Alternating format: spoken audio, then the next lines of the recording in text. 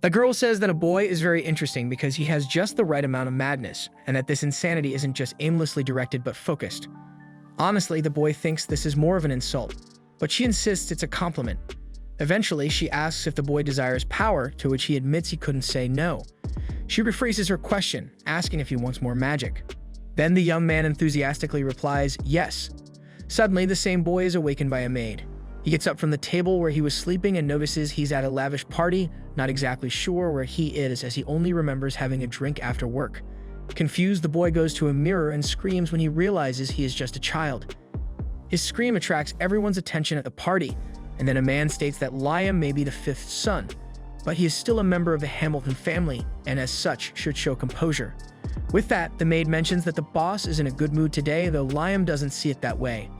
She explains that this is because the Earl of Hamilton has finally had a daughter after many sons. Therefore, the girl wishes Liam would enjoy his sister's party. Clueless, the boy wonders if this is all a dream. Then he wakes up in bed in the same body and realizes it wasn't a dream. The maid knocks on the door and says she has brought his clothes. While being dressed by the maids, the boy reflects that the owner of this body was named Liam Hamilton, the fifth son of the Earl. Yesterday's party was a celebration for the birth of the youngest daughter, but Liam has no idea why this is happening. After getting dressed, he goes to one of the mansion's balconies and is amazed by the size of the yard, especially when the maid tells him that all the land he can see belongs to the Hamilton family. Then he meets Bruno, the fourth son. Bruno wants his sister to marry someone from the royal family, as it would provide security for the Hamiltons even though they are on the verge of being ousted. Their father and the eldest brother, abridged, are anxious to make everything work out. Liam asks what this talk of being ousted is about, and his brother reminds him that this was the nation's decision, as all noble families must accomplish something every 3 generations. Otherwise, they lose their status. The moment their father, the third head of the house, nominates one of the sons to be his successor, the Hamiltons will become commoners. Naturally, the family heads are desperate to remain nobility, but Bruno is pleased to see the flow as it should be, so he can do whatever he wants. Besides being 12 years old, Liam needs to start thinking about the future. At that moment, a man enters the room and announces that it's time for magic class. Liam can't hide his excitement and gets up to celebrate, asking if they study magic around here. Trying to understand his brother's strange behavior, Bruno mentions that the family has grimoires in the storage, but the boy shouldn't get too excited. After all, only 1 in 100 people have an affinity for magic. Nonetheless, the teacher believes it's important to study what magic is. Without wasting time after class, Liam rushes to the maid he knows and asks her to show him the grimoires. She takes the boy to a library where he smells the books and walks through the shelves until he picks a grimoire on beginner's fire magic. After reading a section of a chapter, he focuses his mind and conjures a small flame on his index finger. The maid applauds the master's gift, as it was said it's rare for someone to possess magic in their being. After that, Liam goes to his father and asks to take some books from the library. Not paying much attention to the young man, the Earl allows it and sends him away as he's busy. After leaving, Liam doesn't like how cold the man is, but at least he got the permission he wanted. Thus, he lights candles in his room and reflects on how magic is the aggregation of knowledge. Knowledge is a weapon monopolized by kings and nobles, yet the young boy is in a position to study this art freely. The next day, he tests the flame cutter ability and is pleased to see he's progressing rapidly. In time, he intends to invoke these spells without the need for a book. A month later, he shows Bruno that he can use the flame cutter without a book in just a month. Astonished by his brother's rapid progression, Bruno takes the book in search of some hidden secret that explains this, but nothing seems out of the ordinary in that grimoire. Not wanting to fall behind, the fourth son reaches out to conjure magic but fails miserably and recognizes that his brother truly has the talent for it. After all, it usually takes a year for an apprentice to start using magic. Hearing this, Liam concludes that this body has an affinity for magic. Bruno points out that the boy can gain status in the kingdom with this gift and asks if he's studying this hard to become the heir to the family. Liam answers no, but still, Bruno only advises his brother not to become a target of abridged. Following this, after learning all the initial fire spells, Liam picks up the ice spell grimoire and is already excited for the next discoveries. In the meantime, the Earl calls his son in the hallway after finding out he can use magic. Therefore, he wants the young man to show it. Liam freezes the grimoire he's holding, but since this doesn't convince the father, he uses a fire spell without the help of the book. Now, Earl Hamilton is sure that the heavens have blessed his family and offers any grimoire the son wants. Hearing this, Liam is happy as he has never seen his father so excited. Subsequently, a staff member informs the Earl that heat has arrived. Immediately, Hamilton orders his troops to be gathered. Liam left there, frustrated, not knowing what was going on. But since his father had promised him any book he wanted, the boy tried to stay calm. Along the way, he met a man who asked if Liam was one of Hamilton's sons. When Liam introduced himself, the man regretted his previous actions, though he believed it was his destiny. Therefore, he told the young boy to do as he wished. Liam didn't understand what the man meant, so he asked if the noble youth had come to capture him. However, as the boy continued to be confused, the man gave up on the conversation and admitted he'd been a bit out of sorts lately. Noticing the boy's book, he explained that the best way to learn magic was through constant and repeated practice, but he mentioned there was a more efficient method. Liam was curious, so the man showed him his hand and conjured a different element on each finger. The boy was fascinated and wanted to know how this was possible. The mysterious man asked him to draw a circle on the ground with his right hand and a square with his left, all at the same time. As the boy performed the task perfectly, the stranger declared that this was the essence of what he wanted to teach. Then he asked Liam to try using different magics with both hands. The boy visualized Flame Cutter with his right hand and a fireball with his left. When he released both at the same time, he and the mysterious mage was impressed because this technique, called Mystic, could only be used by 1 in a million. Next, Liam was tasked with summoning 3 spells simultaneously. He conjured Flame Cutter, Fireball, and Boiling Ground, but the magics dissipated quickly, and he thought he had failed. However, the teacher said it was a success. All that was missing was the magical power that the students still lacked, especially since this technique consumed an absurd amount of it. To teach the young boy to control his magical power, the man drew prime numbers on the ground and mentioned that this method only worked with them. Meaning, once Liam reached the 4th simultaneous spell, you would encounter problems because those numbers aren't primes. After surpassing 4 spells due to his previous experience, he wouldn't get stuck on the 6, remembering that 6 is also a prime number. Likely the boy would get stuck on 9 due to the change from even to odd numbers. By the way, the mage cast 13 spells into the sky at once and claimed that was his limit. He could reach 16 with his magical power, but the prime number after 13 is 17, which is a significant jump. Regardless, the teacher asked the pupil's age, and upon hearing he was 12, declared the boy had a bright future ahead, because youth is a weapon, and the ability to heed others' advice is an even more powerful one. With that said, the tutor handed over a ring called Magipedia to the boy, which contained hundreds of grimoires within it. When Liam put on the accessory, he felt over 300 spells bubbling in his head. For this reason, he wasted no time and tested a wind spell. However, when he turned to share the experience with the teacher, he had vanished. At the same time, the maid arrived, scolding the boy for wandering so far because there was a suspicious man lurking in Hamilton territory. Setting that aside, the girl gave Liam a Conjuring for Beginners grimoire on behalf of the Count. Finally, she asked the boy to come back soon and said goodbye. When she left, the teacher reappeared out of nowhere and mentioned he had to hide with an invisibility spell, but he couldn't stay there for long, so he would teach one more thing to Liam. He asked the boy to open the grimoire and conjure something using the ring. Liam turned to the page of the fire salamander and performed the process. The creature appeared but entered the grimoire. Upon this, the teacher explained that the Magipedia absorbed the book's content. Impressed, Liam didn't want to accept something so special, but the man said that the ring itself wasn't anything special. It was just convenient not to have to carry tons of books on his back. Then he asked the boy to conjure more creatures, and Liam repeated the process 3 more times. However, when he looked around, the teacher had disappeared again, leaving the following message: "Continue studying magic. We will meet again somewhere. Please don't tell anyone about me." After reading the message, despite the brief time together and not knowing his name, Liam came to regard the mysterious man as his master. A month after the tutor's departure, the pupil continued studying and practicing his learning, reaching much more complex levels of spellcraft. One day, Bruno went to the forest to see his brother and noticed white coal with him, which burns at a much higher temperature than normal coal, besides not producing smoke and lasting much longer. Moreover, Liam was able to produce crystals that recover magical power, all with his magic. Bruno praised his brother and concluded that the kid would know how to get by without him, especially since Bruno was about to marry a woman of low nobility. Taking the opportunity, he mentioned a severe mistake their father made right after Liam was born. The Count wanted a daughter so he could marry her off to someone from the royal family and maintain the Hamilton status. However, since Liam was born male, the Count became desperate for achievements and sent 1,000 men to kill a powerful monster sealed in these lands. However, the army suffered a severe defeat and lost 90% of its regiment. Because of such things, Bruno was sure the Hamiltons were about to crumble, so Liam needed to find a way to lead his life independently, just as Bruno was doing by getting married. Following the advice, Liam sold the items he had crafted and earned good money to finance his independence. Afterward, he satisfied his hunger with ramen. Noticing that the noodle was popular around these parts, he had an idea. Then he went to his mate and showed her a simple recipe where he just added sauce to the dry noodle, removed the moisture with magic, and boiled it with hot water. Soon he started calling this dish instant ramen, also known as big noodle. Excited, Liam tries to sell his new product, but the first merchant explains that only the eldest son of the Hamiltons can conduct business on these lands without prior authorization.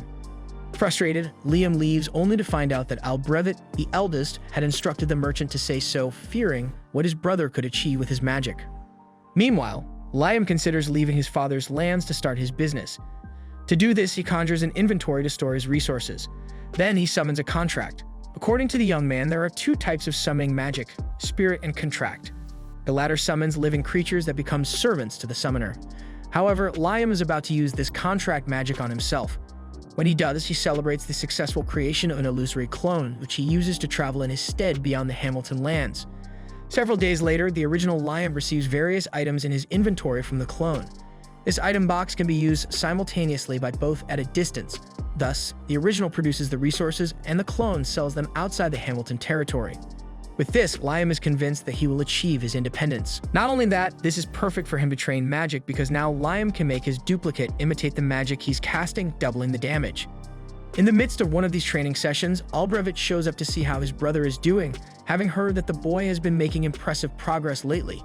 Therefore, the eldest asks what the fifth brother wants to be when he grows up. Upon hearing this question, Liam immediately senses trouble brewing and makes it clear that he does not want to be the heir and take the place of the eldest. With this in mind, he says he wants to become independent soon and find a job that allows him to eat well. Considering this, Albrevet decides to introduce Liam to the Hunters Guild. Later, when he arrives at the guild, the hunters find the presence of a child amusing and start mocking the boy, laughing loudly. But Liam ignores the taunts and goes straight to a man at the reception.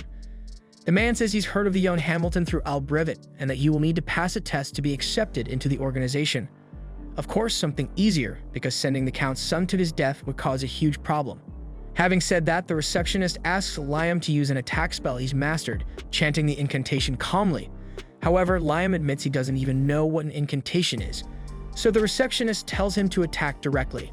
Before acting, Liam laments that his illusion is active, which greatly reduces the power, but with no other choice, he performs the attack. The result leaves everyone speechless, as most there had never seen such a spell before. Without much thought, the test supervisor says he can give a C-rank license, but then corrects himself and upgrades it to B-rank. Leaving there with his new license, Liam wonders about the strength of B-rank. In the midst of this, a girl approaches him and asks if he's a Hamilton.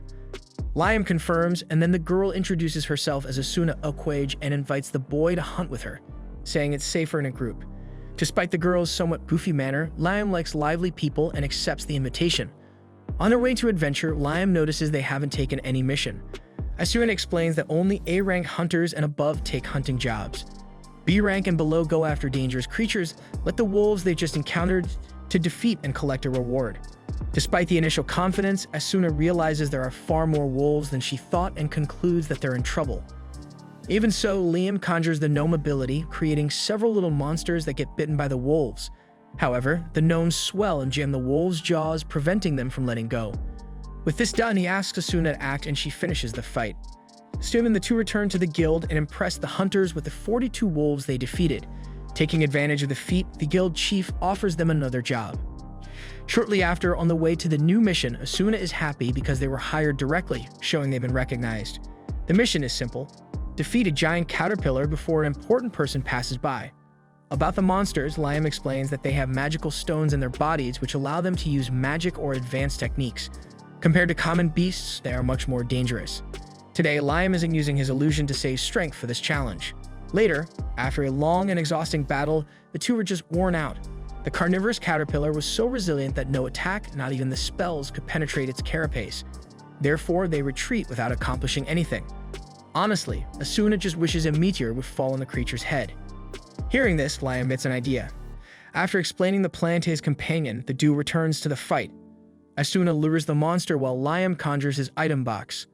As soon as he finishes, he pulls out a giant rock from the inventory and drops it on the insect, leaving Asuna terrified. Not just her. When they return to the guild, they leave everyone in disbelief. After all, they didn't just bring back the carcass of one carnivorous caterpillar, but two. Liam explains that he found the second with the enemy search spell. Finally, with their excellent performance on the mission, the guild chief offers a reward 5 times the initial amount. Several days later, Abridged appears to his younger brother and says he was right to recommend him for the Hunters Guild, asking him to keep up the effort. When the man leaves, Asuna confesses she didn't much like his manner.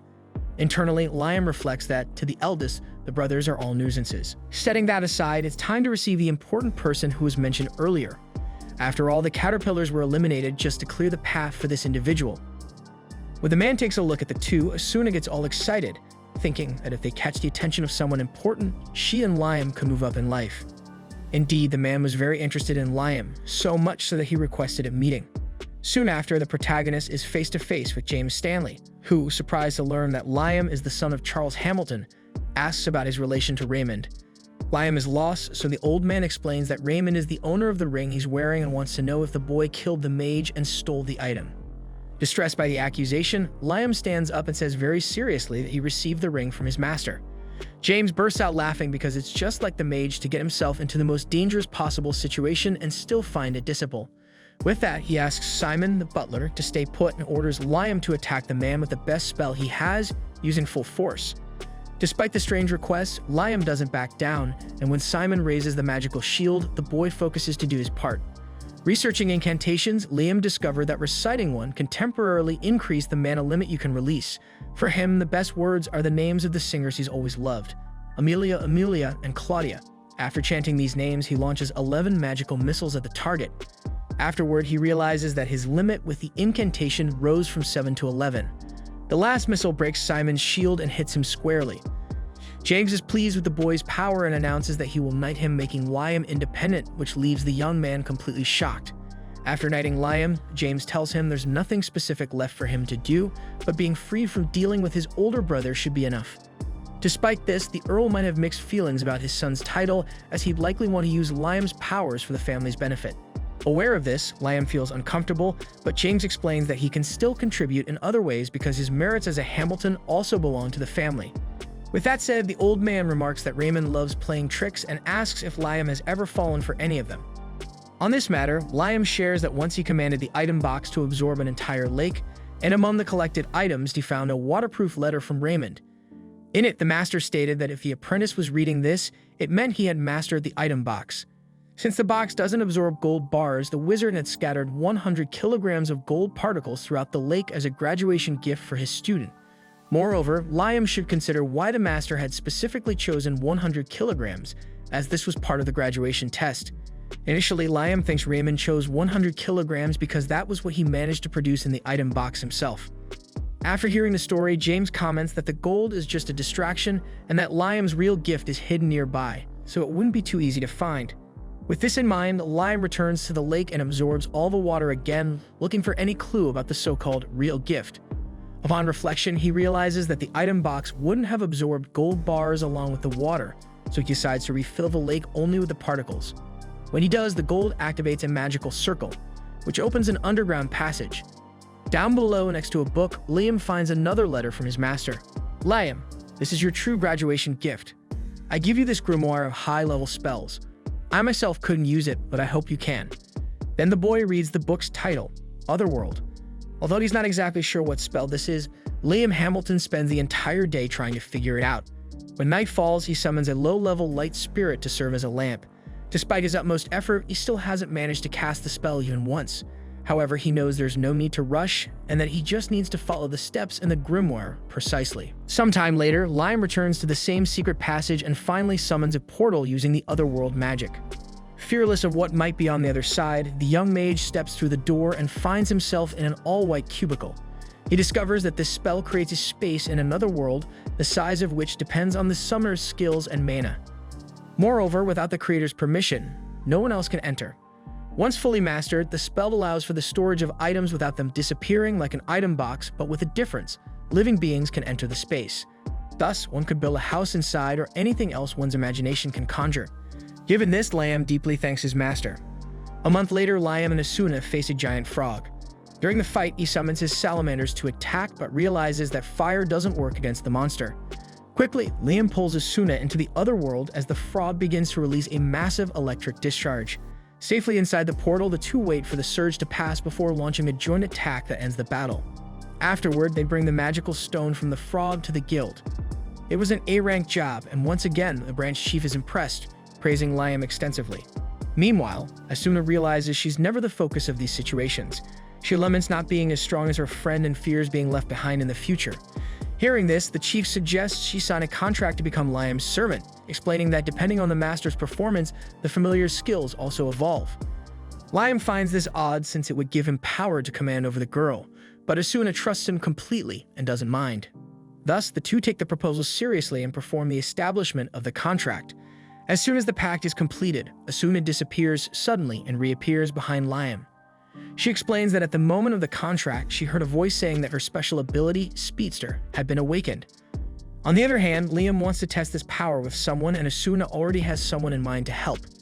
She takes her friend to Jody, a veteran hunter who agrees to participate in the experiment.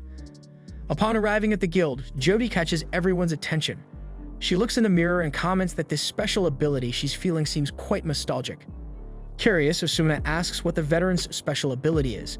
Then Jody disappears for a while and comes back with 2 sandwiches, offering one to a man with an injured arm. When he takes a bite, his arm regenerates completely, leaving everyone agape. Several days later, James Stanley informs Liam that Her Highness, Princess Scarlet of the Jamil Kingdom, is coming. She's interested in the young man. James explains that the boy has been very successful in A-rank jobs at the guild despite being only 10 years old, in addition to being capable of using 11 spells at the same time and having the power to evolve and rejuvenate his familiars. Therefore, the princess is curious, especially about the familiars, and wants him to do a demonstration. However, Liam flatly refuses, saying that his friends are not circus monkeys. With no other choice, James sends the boy away. After he leaves, James apologizes to the princess, who is actually there all along disguised as a maid. Scarlet then wonders if Liam will have the courage to refuse the proposal in front of her. The next day, Liam is dropped off by a carriage in front of the mansion of the all-powerful Scarlet Sherry. He is struck by the number of soldiers guarding her door, realizing how important the first princess is. Inside the throne room, he introduces himself while the princess orders a chair to be brought for the guest. Without mincing words, she wants to know how the young man defeated the carnivorous caterpillars and the giant frog. If that's all he'll talk about, Liam sees no problem in sharing. After hearing the story, the woman is impressed to learn for the first time that someone has killed a giant frog without using high-level spells. She asks if it is also the first time James Stanley has heard of this, and he admits that it is because powerful magic is usually employed. Changing the subject, Scarlet asks the guest to show his familiars to her. Internally, Liam feels the overwhelming pressure from this aristocrat's authority, but declines the offer so as not to yield to it. Scarlet loses the smile on her face and questions if the boy will really refuse her request, and he reaffirms that he will because he doesn't want to turn his companions into a spectacle. Hearing this, the princess laughs, and amused by the young man's entertainment, she grants him the title of Baron. Confused, he comments that he did nothing to deserve this, but the woman replies that amusing her twice is enough, and that's far better than giving away a daughter in marriage. Besides, she gives Liam a familiar contract grimoire, and this gift indeed brings uncontrollable joy to the mage, which greatly intrigues the monarch, as he prefers the book to the noble title. After this meeting, Liam examines his new book and imagines that until he masters its content, his familiar contracts will dissolve if he's not with the grimoire. At this moment, Bruno comes to celebrate with his brother on being named a baron, though he thinks that Albrevet must be fuming by now. Indeed, Liam has earned a higher title than their father, as the nobility of this nation is divided between those of the first generations who achieved something on their own, and those who merely inherited titles. As Liam is among those who conquered, he holds more value. At night, when the fifth son returns home, Albrevet passes him in the corridor and tells him to wait for what's to come. Thinking alone about this, the eldest son does not understand how this kid has been gaining so much attention lately. By the way, 2 maids were discussing Liam's great deeds recently. Annoyed by hearing this, Albrevet asks why they don't go work with the 5th son, since he's so great. As the 2 apologize, he directly asks who they think is the best, him or Liam. Terrified, of course, the women respond that Albrevet is the best, so he walks away and promises to himself that he will achieve something, because if that brat can do it, certainly he can too. In the morning, the men of the kingdom are enchanted by the beauty of Baron Liam Hamilton's familiars. Jody calls the Baron master, and he does not understand why. She explains that they have a master-servant relationship, but the boy insists on being called by name. Even understanding the boy's request, Asuna comments that he looks very much like a master because of his attitudes. Seizing the moment, Jody admits that her heart beats faster when she's near him, leaving the men who were drooling over the two quite irritated. Finally, Liam asks if the two are in agreement to form a group, and the three shake hands to seal the decision. Later in the forest, Jody hits a wolf with an arrow, while Asuna strikes another with her sword. Liam praises Asuma's improvement in movements, and she smiles back. Jody realizes that she can see much better than before, which is crucial for an archer, as an archer's vision is as if their life depends on it. After hearing his friend's comment, Liam casts his development ability on her, enabling her to see even farther. Asuna asks what Liam did, and he explains that he applied his spell to enhance Jody's eyes. Excited, Asuna asks if he can do the same for her. But the boy thinks it's not a good idea because although he can enhance Asuma's attack power, it would also increase the burden on her body, like when someone punches something and ends up breaking their own bones. However, if it's just an upgrade in vision, that's fine. Upon hearing this, Asuna gladly accepts, while Jody, using her newly enhanced vision, hits a wolf at an incredible distance, and the two familiars give all the credit to Liam for his incredible magic. In the late afternoon, the trio returns to the Hunters Guild and sees a big commotion. Asuna asks a man what's happening, and he explains that the eldest Hamilton's son messed up. Another man shouts that after breaking the seal, Albrevet failed miserably, so Liam remembers when his older brother told him to wait and see. For this reason, he believes he is to blame and rushes out of the guild. Inside the forest, several soldiers are being removed from battle due to severe injuries. When Liam arrives there, he sees that Albrevet is weakened and approaches to see how his brother is doing. Terrified, Albrevet screams that he will not fail. But the guild master of hunters strikes him on the back and orders him to be removed, as he will no longer support this useless rivalry between young masters.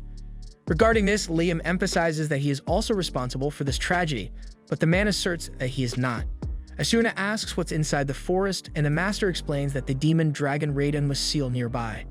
Liam's great-grandfather sealed the beast, but the seal was undone.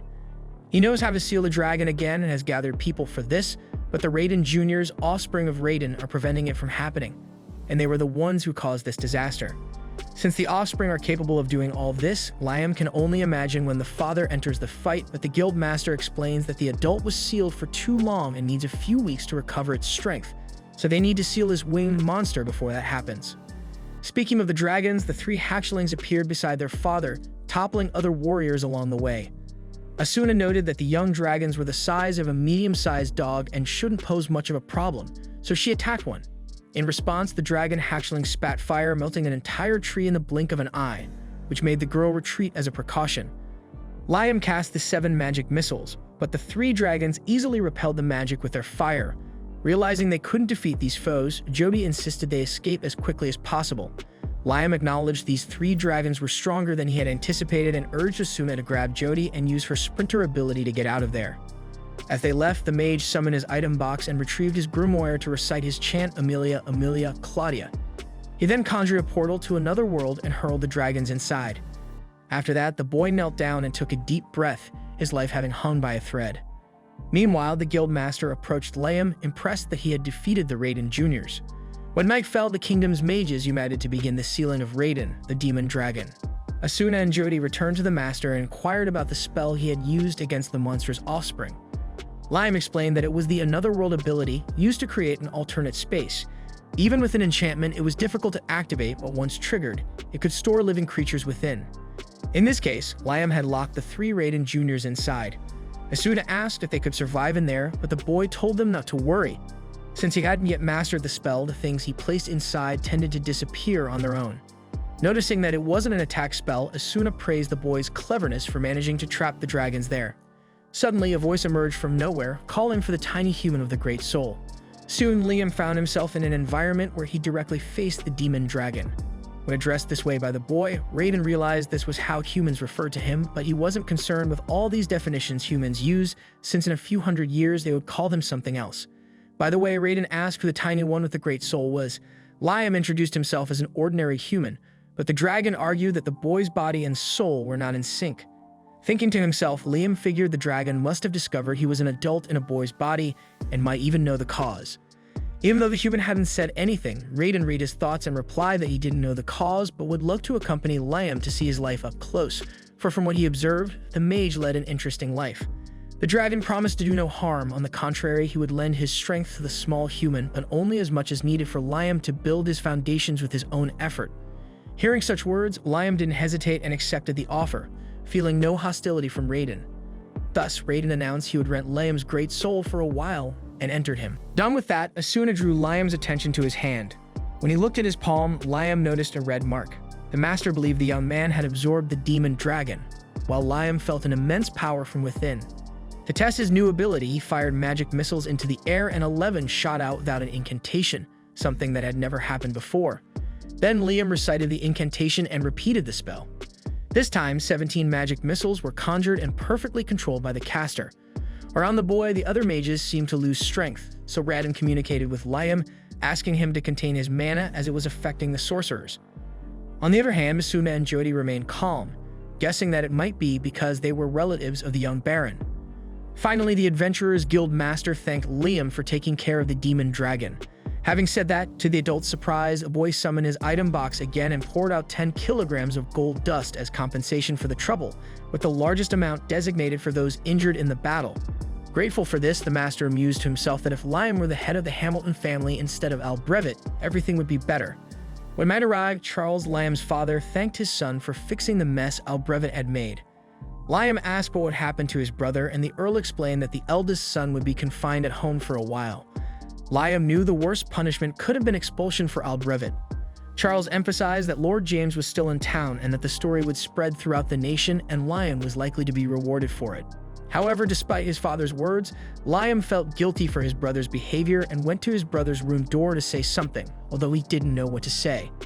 Inside, Albrevet was screaming that the Hamilton family was ruined because the demon dragon had been defeated by Liam, who wasn't even their family, and that he was the one who should have sealed the creature.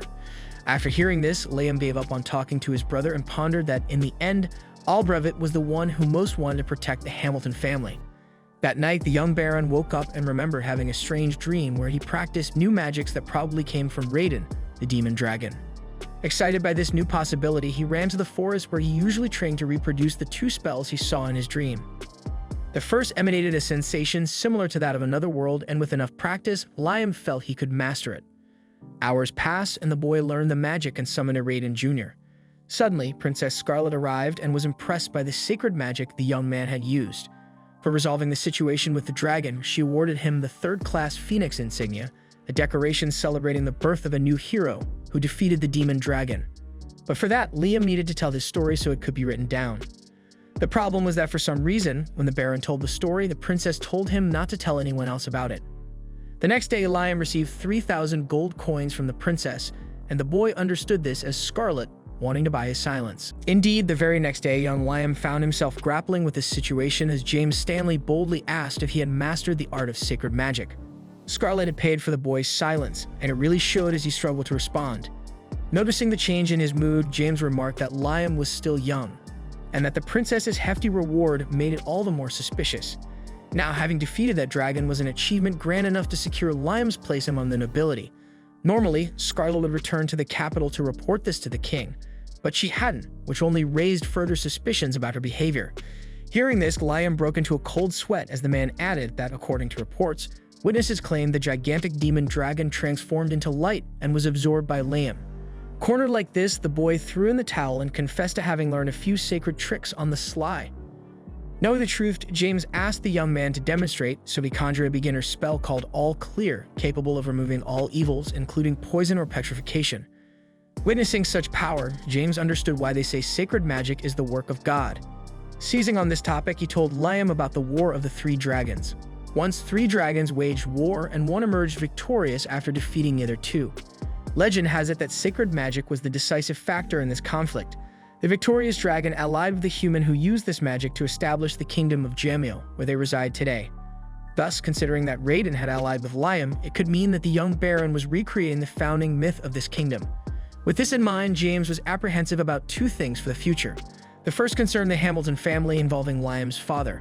This family had become nobility by sealing the demon dragon, but it wasn't actually that dragon, but rather the kingdom's founder. If this were to come to light, the Hamiltons could lose their noble title immediately. Nonetheless, there was an even bigger issue.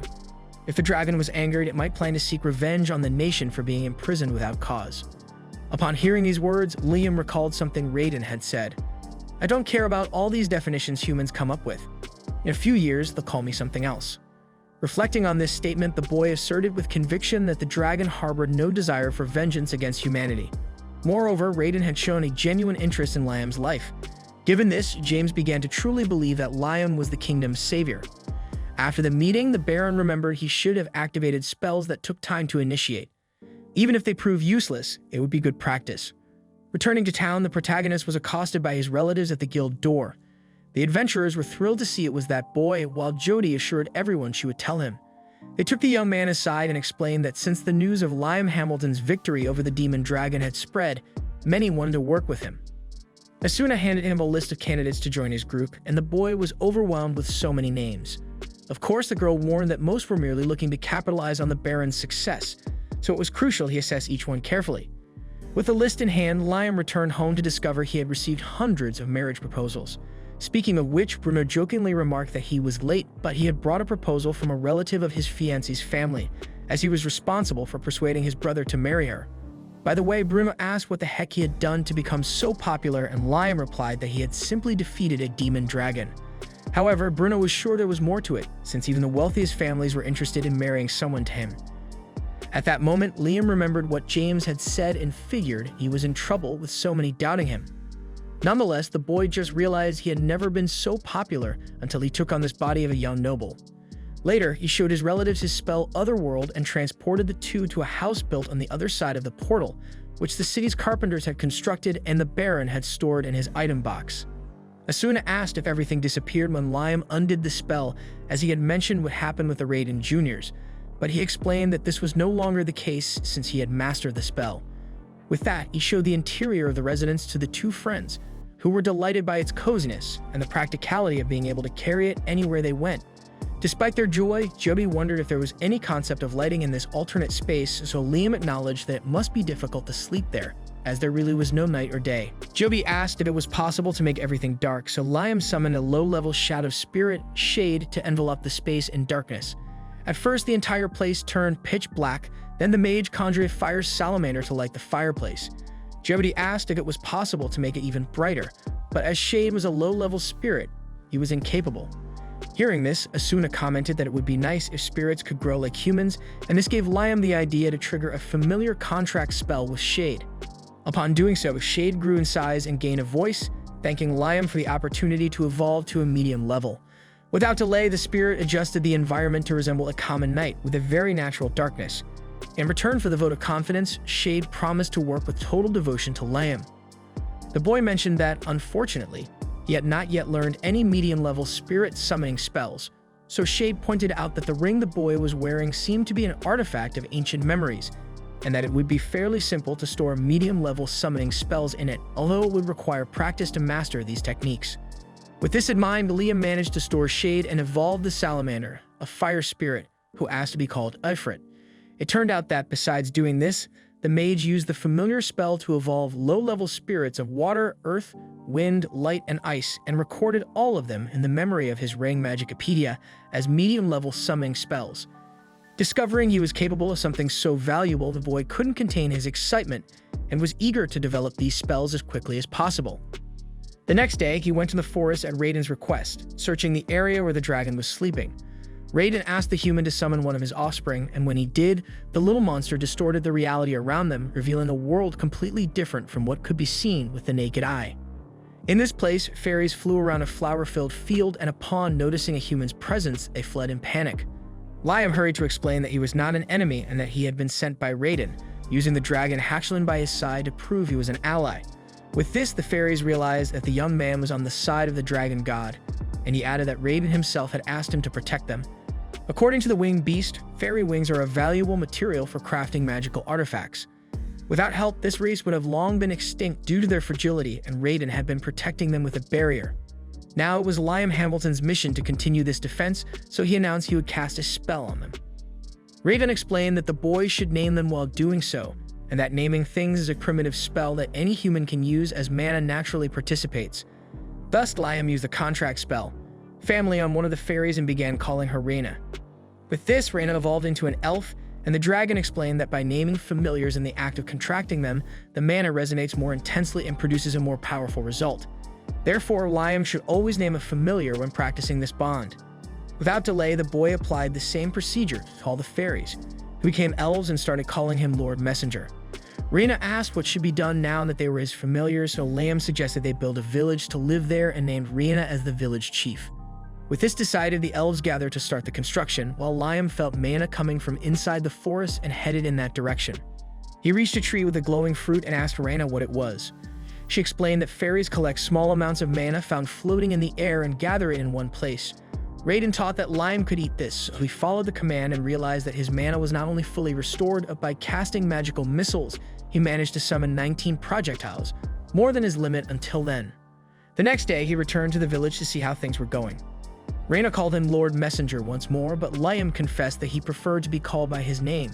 Soon, the elf notified her companions about this, and later showed that they had even tried to build their houses, but as could be seen, it didn't go very well. After all, they weren't masons. Amidst this, the group heard screams from an elf who was being violated by a group of men who came to plunder what was left after the battle against the demon dragon.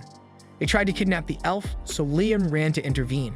One of the thugs attacked the mage, who responded with the magical missiles. When the other bandits advanced, the boy summoned his copy and doubled the missile launch. After winning the battle, he reflected that this place was too dangerous to leave them loose, so he planned to keep everyone inside the other world, although it was too small for so many people. However, as soon as he took a look at the alternate space, he noticed that its size had increased significantly for some reason, and he believed it was because he ate the fairy nectar. Soon he used this spell to teleport the elves to his territory, where they need not worry about bandits. In light of the assistance the human had offered, the girls knelt and asked him to become their king. Liam warned that he could not become king for several reasons, but he accepted to lead this group well to help as much as he could. Already thinking about the responsibility that came with it, Liam pondered that he needed to find a place for these people to live. Days later, he prepared an extra-large pot of pasta for the troop and practiced activating a new high-level holy spell he received from Raiden while they ate. The problem was that he had been training for 4 days and still couldn't activate it, but his persistence managed to achieve his goal. Pleased with his friend's achievement, Raiden taught that now he just had to imagine his destination, and Liam confirmed that his copy was already there. Then he teleported the elves 100 kilometers from where they were to a place called the Sealed Lands. Once there, Raiden asked the boy to raise his hand with a crest. Done that, the illusion seal was broken and a spectacular field was revealed, where the young man could found a new nation alongside the elves. Before anything, it was necessary to find a water source to develop life in that environment, so Liam summoned Windine, the water spirit, and evolved her with a familiar contract so she could produce a water source. With that, Windine built a river in the territory so that the inhabitants could live around it. Next, the human mage developed his summoning magic of the Raiden Juniors and reduced the time needed for its activation, using the Lecro crystals to recover the mana he spent. Moreover, he also practiced teleportation extensively. From now on, the casting is immediate, meaning Liam Hamilton finally mastered this technique and could teleport freely. With these new achievements, the boy left the Raiden Juniors protecting the elf village while he was not present. Next, he met with Princess Scarlet, who wanted to know if the dragon inside Liam mentioned anything about the Promised Land. He responded that not exactly, although he did say something about the Sealed Lands. Raiden had left a group of elves under his responsibility and asked that they be brought to this territory that the winged beast personally sealed. Scarlet asked if Liam could take her there, and he promised that he would, but he had a request to make first. In the following scene, the princess introduces Golek, the court engineer, and the mage uses a familiar's contract to create a copy of him for the construction of the village. When the boy takes the princess to the village, she thinks it's Galar Valley, but Liam explains that Raiden used a spell to make it appear so, though it isn't. With that, she wonders if this is the Promised Land, but the mage clarifies that Raiden made no promises to humans. Upon hearing this, Scarlet recalls the legend that humanity would be saved from collapse and taken to the Promised Land. Then she retrieves a royal family relic called the Key of Destiny, and this ring is accidentally activated, causing the land to levitate. With this discovery, the princess is certain this is the right place.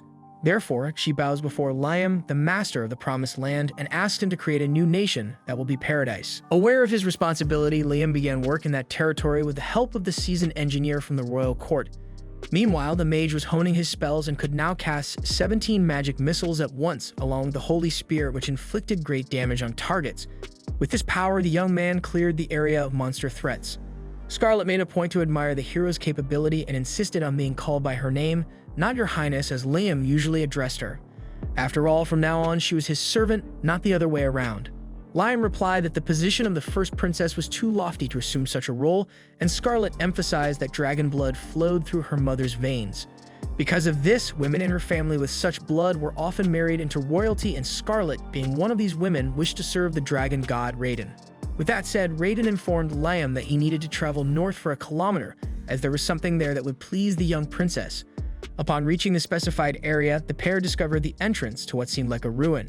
Inside, as Raiden explained, there was a guardian modeled after the appearance of the god, and humans needed to defeat it. Liam asked how to bring down the beast, and Raiden told him that its name was written on the head of the mold in an ancient language, and that if the boy erased one of the letters, the inscription would change to obey. Scarlet pointed out that it was the second letter from right to left, commonly known in Brazil as penultimate. Without hesitation, Liam flew towards the indicated letter and cast a spell that erased it. With this, the dragon became obedient to Princess Scarlet's dragon blood, who decided to oversee the beast's recovery since Liam's spell had wounded it. Leaving the ruins, the boy pondered alone that he still wasn't used to a princess serving him, so Raiden thought it best that the mage gain the power and status necessary to feel worthy. After this conversation, the mage returned to the village, which was under construction, but what he saw was the scene of a place almost entirely destroyed. Elves ran towards the master and reported that they had been suddenly attacked by werewolves until a pack of these monsters appeared before the wizard, demanding that the outsiders leave this sacred land, otherwise they would be torn to pieces. Liam wanted to discuss this, but he was attacked before he had any chance for dialogue. The leader of the wolves swiftly lunged with its claws, but the human managed to escape and counterattack with a shock spell that immobilized the opponent for a while. Controlling the situation, the mage reinforced his desire for a friendly conversation, but summoned a junior Raiden in case the wolf did not cooperate. Seeing such a conjuration, the werewolf was astonished, as these canine beasts were a clan that expelled invaders at Raiden's request. Liam explained that the elves were precisely a people protected by the dragon god, so the wolf felt guilt for having caused the destruction of this land. Yet Raina showed compassion and stated that everyone there were companions serving the same god, and it would be great if the werewolves also signed a contract with Master Liam Raiden as a way to square loyalty. The young mage was puzzled by this talk of Liam Raiden, but let the game continue. Regardless, the wolves accepted the terms, so the humans signed a contract with the pack leader, naming him Chris. However, to everyone's surprise, despite having a deep voice, Chris appeared as a woman when she evolved, a mix of human and wolf. Later, with the addition of the evolved werewolves, the construction of the village progressed rapidly, and the leader committed to doing everything possible to repair the damage her group had caused in the region. Speaking of which, Liam thought it would be much easier if he could speed up this process with some type of magic, so Raiden advised that since the boy did not have this spell, he could create one that would serve. Liam was excited by this possibility as he did not know it was feasible, while the dragon taught him to just imagine what he wanted to do and how to do it, visualizing the process and its outcome clearly. After all, everything in the world exists by causality, that is, cause and effect. Following the indicated steps, Liam cast the Maintain Memory spell on a wooden beam and asked Chris to try to break it. She split the beam in half, but it immediately regenerated and kept the structure intact. Thus, Liam managed to create the Maintain Memory spell, which memorizes non-living objects in their form at a certain moment. Faced with something so fantastic, the she-wolf hugged the master with excitement, while Raiden emphasized that Liam was a very interesting human. By the way, after learning how to create spells, the mage developed the magic missiles, evolving them into power missiles. Raiden instructed the human to continue at this pace of creation and emphasized that he must build a nation to learn things about the world, because once established in the territory, the little man would learn many things, whether he wanted to or not. Curious about the process of creating magic, Liam asked who was the first person to do this, as he could not understand how it would be possible to create something based on nothing, since at the beginning of everything there should not have been something to inspire from. Thinking about this, the boy imagined that it might be possible to create spells without depending on causality. Hearing this, Raiden burst out laughing and responded that it was fun to follow this boy. However, the atmosphere of relaxation was interrupted when Rina approached and informed that humans were attacking the fairies. With that, Liam hurried to the reported location and found a battalion of horse-mounted knights. The leader of them asked if the boy lived there, then the young man remembered the responsibility he had over this area in light of the elves and Scarlet's pleas to make this territory a nation. Soon, he responded to the warriors that this was his nation. Finding it amusing, the leader asked the name of this nation, but as the boy did not know how to answer, he said that this must be some kind of child's play and ordered the battalion to move on. But Liam cast the 17 power missiles in a straight line as a warning that they would not pass. Unsatisfied, a warrior attacks the mage, who teleports behind each enemy and forces them off their horses. Finally, he demands that the men never return to this place. On the way back to the village, Liam states that he has resolved the issue, so Rana reveals that fairies seeking protection there because their village was attacked by humans. Next, it's time to make contracts with each of the fairies who form an organized queue to wait their turn. At one point, Liam runs out of names to think of, but he pushes through stubbornly to the end. At least this resulted in an increase in available labor, which further accelerated construction. Inside his house in the other world, the leader shows his closest companion the helmet of a knight he had defeated earlier in battle, asking if they know where this equipment is from. Scarlet says it belongs to the Duchy of Palta, which, like the kingdoms of Jamil and Quistador, borders the Promised Land. Moreover, it's likely that more soldiers will come from these three regions as they were separated by this valley, but since the Promised Land has been restored, all territories are now connected. Regardless of the grave threat, the princess insists that a country must be founded in this region and it must have three things to thrive: land, population, and power. Of these, Liam already has the land and the population is increasing as news of this foundation spreads. In other words, only power remains to be sought. Regarding this, Chris promises to use all his strength to protect the Promised Land, while the princess advises the master to continue expelling the invaders mercilessly. So they will realize that it is better to be an ally of Liam Raiden than an enemy. However, the day after this meeting, something turned the situation upside down. A noble Marquis from Jamil, Leonardo Berkeley, informs that the king of his region, Lorenzo Chu, wishes to make an alliance with Liam. If he accepts, the king of Jamil is willing to offer Princess Scarlet as his bride.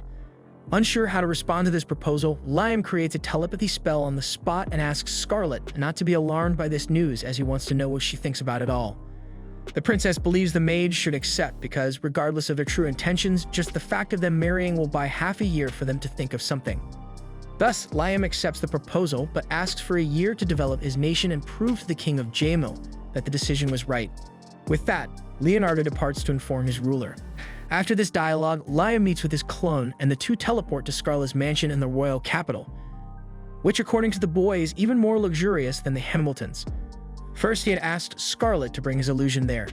Then the illusion itself brought the real Liam and left, as once Liam had arrived, he could always come back. In the meantime, Scarlet arrives and asks if this Liam is the real one. Confirming, she welcomes her master. The boy is eager to tour the royal capital, having never seen it before, but the princess emphasizes that now he is the leader of a nation and should avoid being seen. Then she invites him to tea. Near the entrance, he senses the presence of Raiden, who, although only a trace of his power remains, mentions that he is still there. Liam asks if there is anything there that could date back to the times of the dragon god, so Scarlet takes the boy to a chapel dedicated to Raiden, the statue that has been passed down through Scarlet's family. By the way, Raiden asks Liam to use the all-clear spell on the statue. Once cast, the statue transforms into a light that enters the body of the first princess of Jamil, who immediately becomes capable of casting a holy spear. Seeing this, she kneels on the ground exhausted as the statue returns to its rightful place by withdrawing the light from the woman's body. Scarlet observes that all of her strength has been drained, and Raiden explains within Liam that this is a magical armor he created, which allows humans to expand their mana to the point where they can wield the powers of the dragon god. Among the three armors created by the dragon, this is the most powerful, known as the golden armor. Unfortunately, the other two disappeared during the war. Dissatisfied with this, Liam asks how they are made, then Raiden explains that first you must prepare a quantity of high mithril. Liam obtains this material from the princess and gets to work, and they create another armor. When Scarlet has the item ready in her hands, Liam informs through Raiden that the woman must form a contract with the statue by spilling her blood on it. Once done, the princess is enveloped by the magical armor and feels her body overflowing, that she launches a holy arrow to explore her newfound capability. Raiden explains that high-level magical artifacts are akin to living creatures, as demon swords and fairy blades are also such. Hearing this, Liam conjures a familiar contract with the armor, naming it Ares, the war commander. Feeling even more powerful, Scarlet throws a holy spear in the yard and destroys several trees. Amid this, Raiden mentions that he had already named an artifact to fight in the Three Dragons War. In this case, he created the Guardian Raiden, but never thought to make it familiar. Speaking of which, the boy asks for permission to try something with the Guardian, and Raiden grants it. Soon, Liam goes to the statue and observes that it has its own consciousness and can move freely. Upon shedding a drop of his blood on the artifact, the human seals a contract and equips the Guardian as armor. Thus, he also feels the power overflowing around his body. This time, when counting how many power missiles he was able to conjure, Liam realizes that 37 magical projectiles emerged from his hands, much more than he could previously. However, the armor consumes all of the human's mana and reverts to its original form as a guardian. Raiden reveals that Liam was the third person to survive after donning the equipment and the first to cast a spell. Given the potential the young mage has been showing, the dragon god believes that Liam will be able to master the use of this power, and consequently, the entire world will be in his hands. The next day, after absorbing the mana stones, the protagonist regained his strength and asked to borrow Guardian Raiden for a while. Scarlet said he could and indeed should keep him. Grateful, the mage stowed the dragon in his item box and noticed how lifelike the creature seemed. Raiden agreed internally but emphasized that he was not. Finally, Liam informed the princess that he would return to the village, while she would stay in the royal capital but keep an eye on the events in the Promised Land. Subsequently, Liam teleported back to the village and returned Scarlet to the capital using the same spell. There, the people were still working tirelessly, smiles on their faces. After noticing that the first phase of the village construction was complete, Raina informed the boy that trolls, 3-meter-tall creatures of pure muscle, lived nearby. Liam recalled hearing that trolls' personalities varied greatly. They could be either gentle or extremely violent. Unfortunately, according to the fairy, these specific monsters were quite hostile and humans would continue moving in this direction. Liam thought it would be problematic if fighting broke out, and Raina considered persuading the trolls to join Liam's side in the war. At last, the mage inquired about the monsters' whereabouts. Next, he appeared in a barren, seemingly lifeless land. The young man remembered this place being fertile not long ago. Picking up an iron ore stone from the ground, he looked around at the lack of vegetation, though he remarked that the area was full of hidden treasures. At that moment, trolls emerged in front of the boy, wanting to know what he was doing there. Liam explained that he was building a nation and would like to recruit them, but the leader of the monsters thought humans were untrustworthy and promptly refused the proposal. Liam asked for their trust and swore he would not harm anyone, pointing out that the fairies and werewolves had already joined him. Uninterested in listening to what the young man had to say, the enormous creature slammed his club into the ground, creating a small crater, nearly ending Liam's life if he hadn't escaped in time. The troll persisted and swung multiple blows that forced the mage to flee like a rat as he pondered how to turn the situation around, especially since this troll was as strong as the legend said. Not reacting might mean the end for the mage himself. By the way, as Liam dodged another strike, he found his legs caught in a crevice in the ground. Seeing the malicious smile on the monster's face, the human suspected he had been lured into this trap on purpose. When the troll raised his club and struck, everyone thought the fight was over. However, Liam emerged from beneath the rubble in his Guardian Raiden magical armor, still intact. The troll was incredulous to see that he had caused no damage to his opponent, but the issue was even deeper. Looking around, the troll chief realized that in his eagerness to hit the boy, he had accidentally injured his own allies, and Liam confessed he hadn't dodged the last attack to prevent the chief from hitting his companions. Normally, he couldn't summon so many spells, so he used the magical armor to boost his power and conjure more illusions to protect the other trolls. Hearing these words, the chief realized this child was kind, contrary to his initial belief, hence he promised to listen to what he had to say. Likewise, Liam began to think these trolls weren't as violent as Rana had thought. In fact, they might be the opposite. Either way, the chief wanted to know what the boy wanted with them, so Liam explained the process of building the village and how the troll's presence would be crucial for several reasons. According to the young man, the most important reason was that humans would probably invade this land, and if the trolls remained isolated, they would be attacked and likely lose this war. Honestly, the boy didn't want that to happen. Thus, the chief agreed to see the village before making any decisions, so Liam teleported everyone there. Upon being transported through this magical means, the monsters were absolutely amazed, having never seen anything like it in their lives. Suddenly, Chris appeared, pointing her finger at the troll chief, demanding to know what this brute was doing there. The chief recognized he was facing the boar woman, and Chris was furious, hating that nickname that made no sense. Consumed by rage, she delivered a flying kick to the troll, knocking the big guy down instantly. Concerned and unsure what to do next, Lamb asked what the relationship between the wolf and this man was, but Chris couldn't explain. Since she had met this troll, she found him annoying to the point that whenever they met, they would end up in a frank exchange of blows for no reason. In fact, counting all the fights they had, there were 307 victories and 378 losses for Chris. Therefore, she wanted to understand how the giant fell so easily to the ground, since he used to be much tougher in the past. Liam explained that the troll hadn't become weaker. Rather, the wolf had grown stronger after the familiar pact. Hearing this, the girl bragged that she had become the last cookie in the cookie jar overnight, and that she would no longer lose to a walking sack of muscle under these conditions. By the way, she recommended that the chief troll also make a familiar contract with the human mage to evolve. According to her, since he lost this duel, the big guy owed her a favor, and that favor would be the pact. With the troll accepting the terms, Liam began the process and named him Guy. Having done this, Guy assumes a more humanized form, and although he has shrunk in size, his power has increased significantly within. Taking advantage of the balanced situation, Chris wastes no time and dives into the second round. This time, however, Guy displays impressive reflexes and manages to protect himself masterfully, demonstrating that a single punch could bury an adversary beneath the earth. Although it's a casual duel between the two, Liam observes that this is a high-level battle.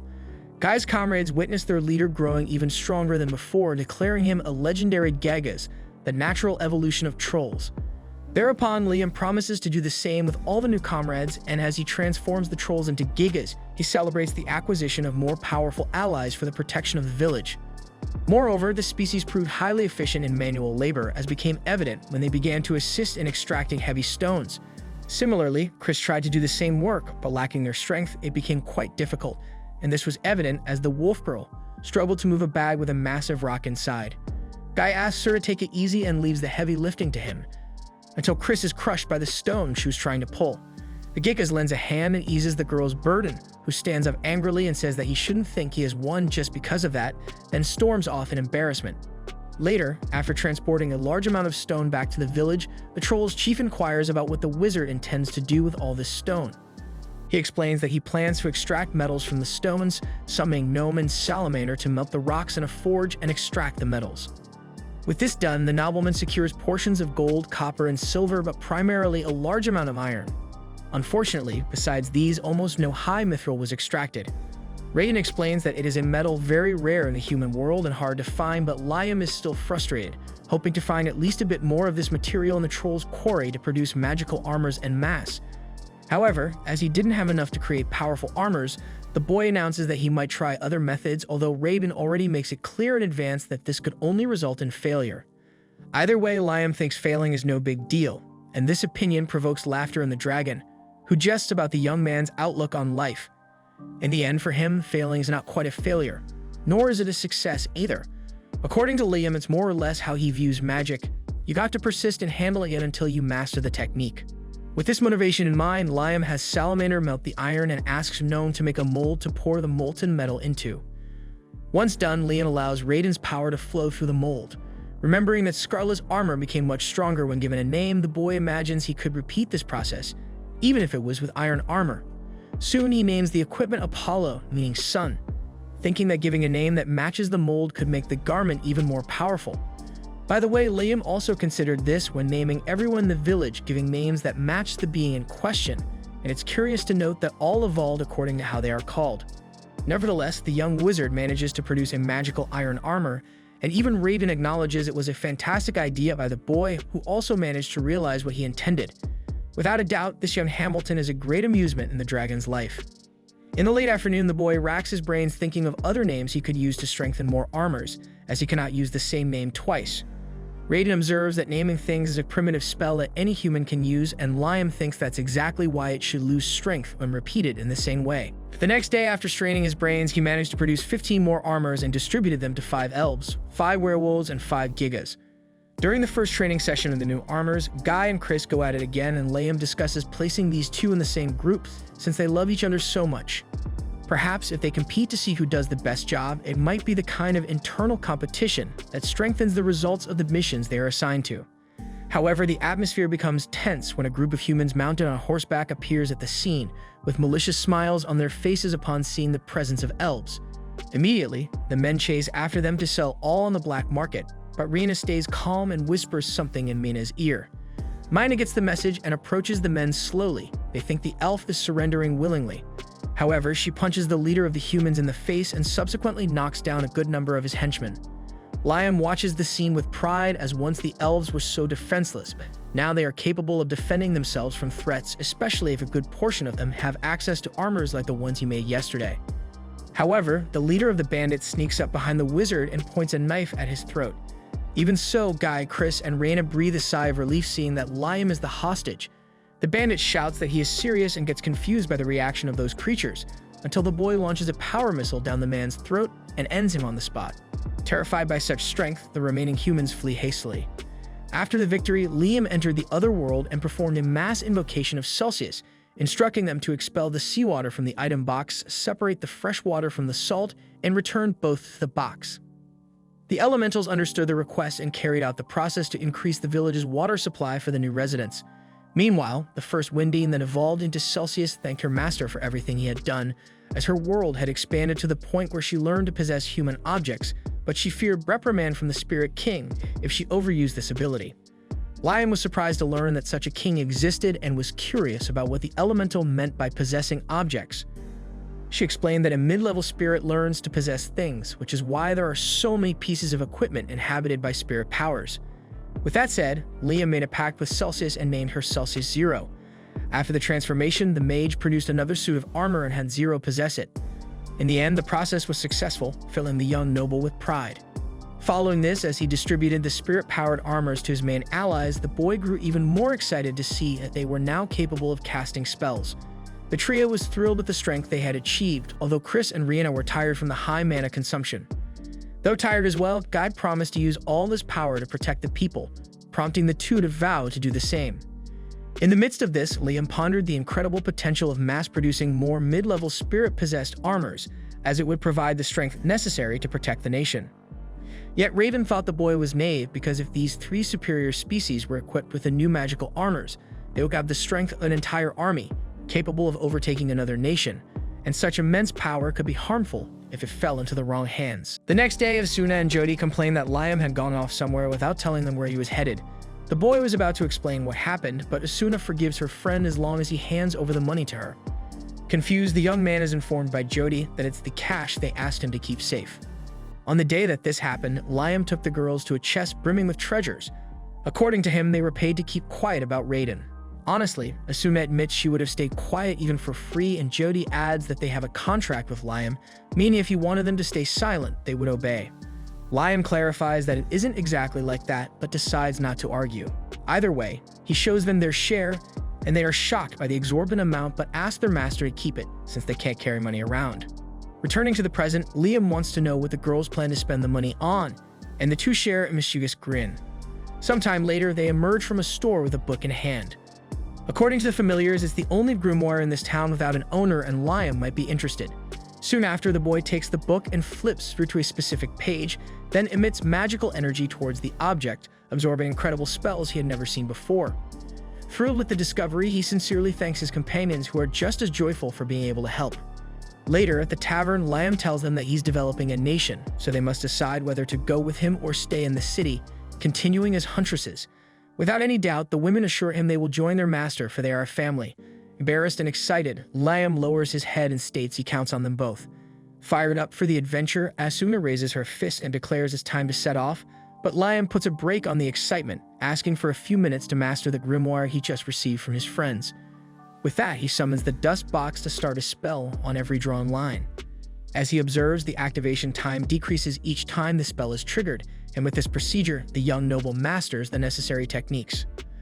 Asuna asks what kind of spell it is, and he explains that it's similar to the item box, where you can put as many things as you want inside, but it varies according to the user's mana. At that moment, a waitress arrives with the meal ordered by the group, and Liam sees it as the perfect opportunity to test the spell. He places a piece of fish inside the dust box and waits a minute before retrieving it. When he does, he shows the plate to girls again, who are hit by a horrendous smell of rotten food. Having done that, Liam explains that this box is used to rapidly decay things. Honestly, the boy knows very well what this trash is for, but he has an idea when he sees the waitress carrying a bottle of drink. Shortly after, he reappears dripping with sweat and displays a bottle of freshly made grape juice.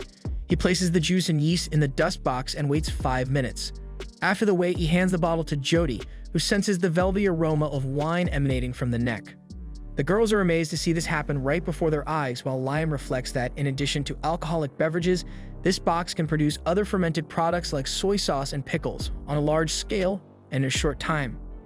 Hours later, to test the fermentation change according to the difference in time fermenting, the noble produced more juice bottles and numbered them from 1 to 10, then placed them in the dust box each hour that passed. The bottle number 10 was placed 10 hours ago, the bottle 9 hours ago, and so on.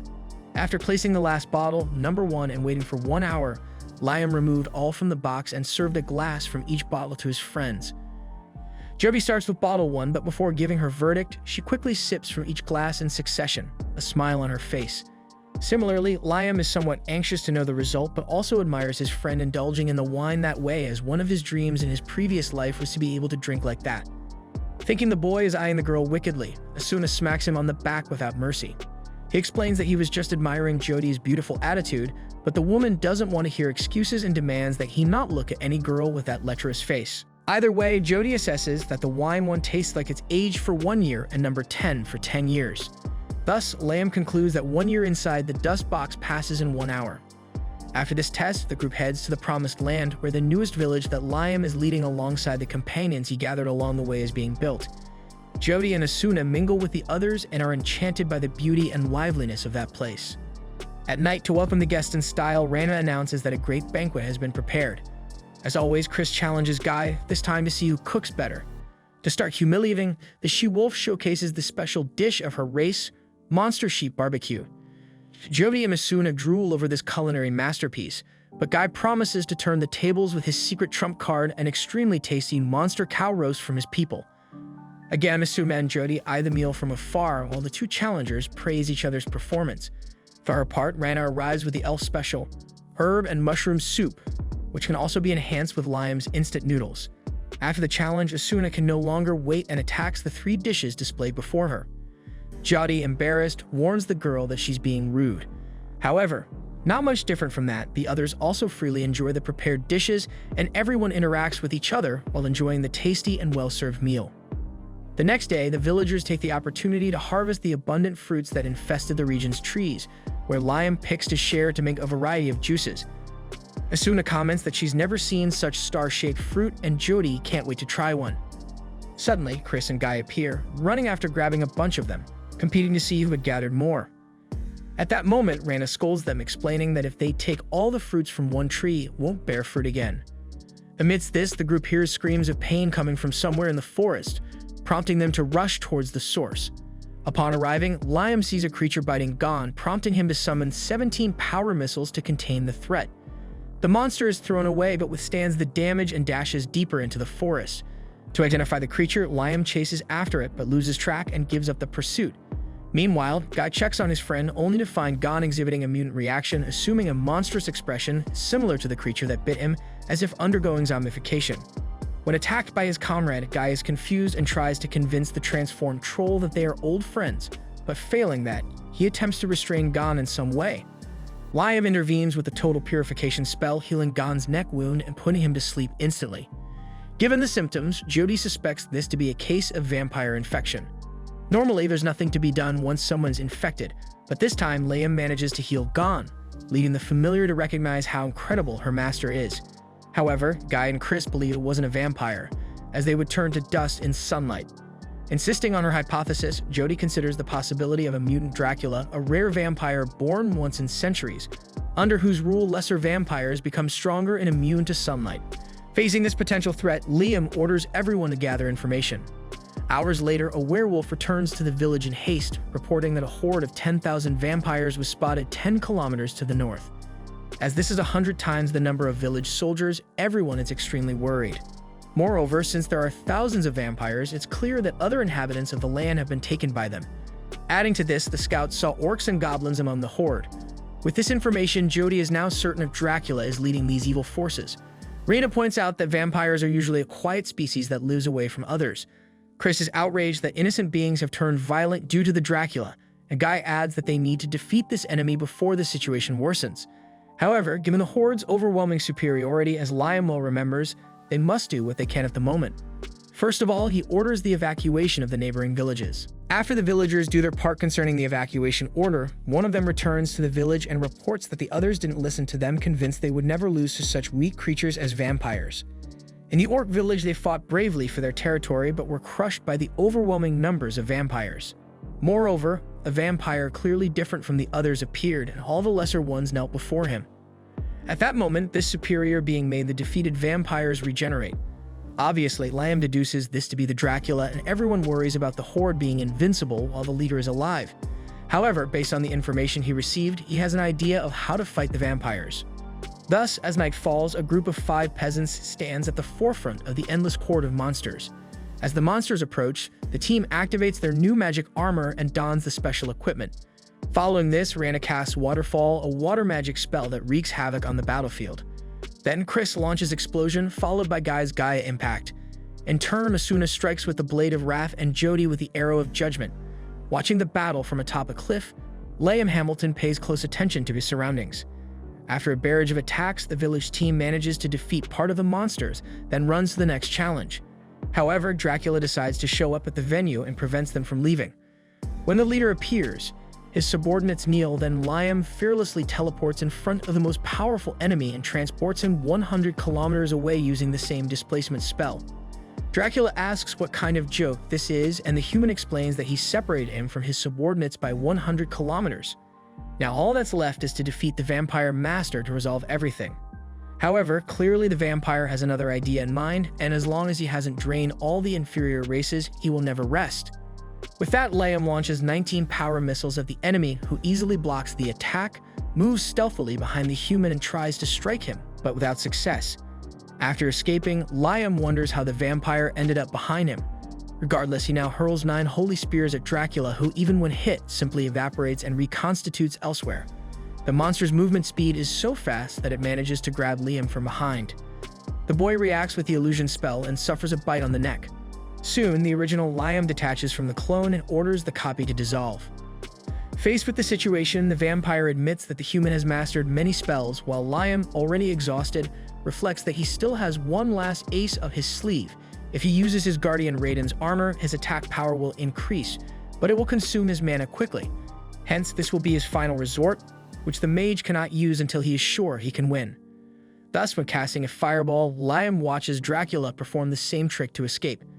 Later, when freezing the opponent with ice needles, the same thing happens again, and even though he was surrounded by a layer of ice, the vampire managed to shift his body to the outside as if nothing held him. Having done that, the creature claims that all the human mage's efforts will be in vain, for he is invincible and his existence defies the logic of this world. Since he does not have a life, he also does not have a death. His body is merely a vessel to absorb the life that floats through the air. Hearing that Dracula is not alive, Liam starts to think of ideas, but Dracula advances and threatens to bite the human. Quickly, Liam reacts by trapping the opponent in the dust box, for just like the item box, it's impossible to store living things inside. But since the vampire is not alive, it's checkmate. Now the question is to see how long this monster can survive inside this box, which contains no life within. 10 hours later, which translated to 10 years inside the dust box, Dracula enters a state of suspended animation, perhaps unable to do anything against his prison. With that, Liam believes he has won the duel. Raiden laughs at the boy's very eccentric way of handling the fight, and Liam remarks that sometimes it's better to use your head than 1,000 fireballs. After defeating the enemy leader, the young Baron returns to his family and asks what happened to Dracula's subordinates. They tell him that they started getting dazed recently, but don't know why. Asuna approaches a monster and easily breaks its tooth. Jody mentions that some had lost their teeth naturally, so they needed to be sure if Liam had defeated the master vampire. Either way, it seems these monsters escaped Dracula's control and even look better for it. So Liam puts this matter aside for now and focuses on other issues he needs to resolve. In the midst of this, the newly freed creatures are violently engulfed by what Raiden explains as Dracula's mana. According to the dragon, their bodies were being controlled by this mana, but now that the source has vanished, they will all disappear if things continue as they are. Trying to prevent this, Liam remembers that he cured Gon with a clean sweep spell, a sacred device that heals all ailments. When he uses it on the first monster, it is freed from the mana burning its body. Thus, the boy repeats the same magic for each creature affected by a powerful blue fire. However, before he realizes it, all the monsters revert to their previous state of suffering, leaving Liam terrified. Raiden asks the human to calm down and remember their recent conversation. Sometimes it's better to use one area spell than hundreds of fireballs. With this in mind, Liam summons Guardian Raiden and dons his magical armor to perform a general clean sweep by turning it into an area spell. Finally, the Baron uses this tactic and removes Dracula's mana from each monster again. Thrilled to be free, the humans and demi-humans who were cursed are no longer monsters and revert to their original form. In turn, Liam can't help but faint. Sometime later, he wakes up still at night and asks how long he was out. Asuna thinks it was about an hour, so the boy asks what happened to the others who suffered from Dracula's mana. The family members point to the saved beings and show that they are still happy. Setting that aside, they question what happened to Liam, since he was overflowing with light and even regenerated those who were about to disappear. At that moment, Chris comes running in desperation to see how the master is, and he explains that he just used more mana than he should have. As Reina came along, Liam asked them to gather the vampires, but not those who were transformed, but those who always were. The officers comply with the order and gather the vampires for the Baron, and he is shocked to see that among the 10,000 ready for the attack, only a handful of stragglers remain. One of the vampires steps forward and asks the human Baron to spare the others by taking responsibility for everything, but Liam makes it clear that he has no intention of killing anyone. After all, they were being controlled by Dracula. In fact, the boy wants the vampires to be able to walk during the day so they can move to the village he is building as the way they are now. Once they lost Dracula's powers, they would be easily destroyed by the sun. Now, if they decide to join the village, it must follow 2 rules. First, listen to everything Liam Hamilton says. Second, do not cause internal strife. Other than that, Liam will not force the vampires to do anything. Surprised and delighted by such simple conditions, the vampires accept the invitation and join the new civilization born in the cradle of the Promised Land. Thus, Liam prepares to apply the familiar pact, but with some improvements. Just as he created the magical armor with some adjustments, the wizard decided to make improvements to this spell as well, evolving it a contract spell, High Familiar, making it so the vampires' bodies don't disappear with sunlight. From now on, the leader of the vampires will be called Alucard and will go from a normal vampire to a noble vampire who resists the sun. After recruiting his new companions 4 days after the battle, Liam returns to the Master of Vampires and notices that after 100 hours, the monster had completely disappeared. Meanwhile, in his mansion, Marquis Leonardo Berkeley learns that Dracula was defeated by a single human, but doesn't think this is concerning. On the other hand, the man who accompanies this view in a crystal ball is terrified, saying that the plan to use this confusion as an excuse to send troops has gone down the drain, but Leonardo wants the man to forget Dracula and focus on who defeated him, Liam Hamilton.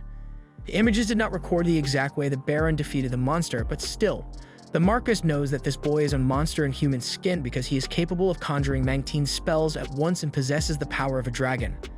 Either way, the noble demands that his subordinate continue investigating this young mage deeply. As for that land, they will conquer it later.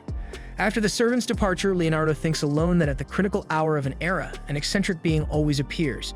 In this case, he doesn't know if Liam Hamilton is a hero or a demonic king.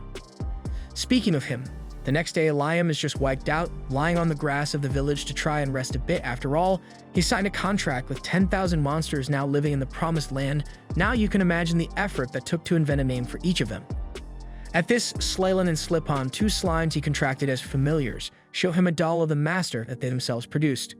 Looking around, the Baron is proud of the work the inhabitants have been doing in the shadows, erecting structure after structure to make this village a worthy place to live.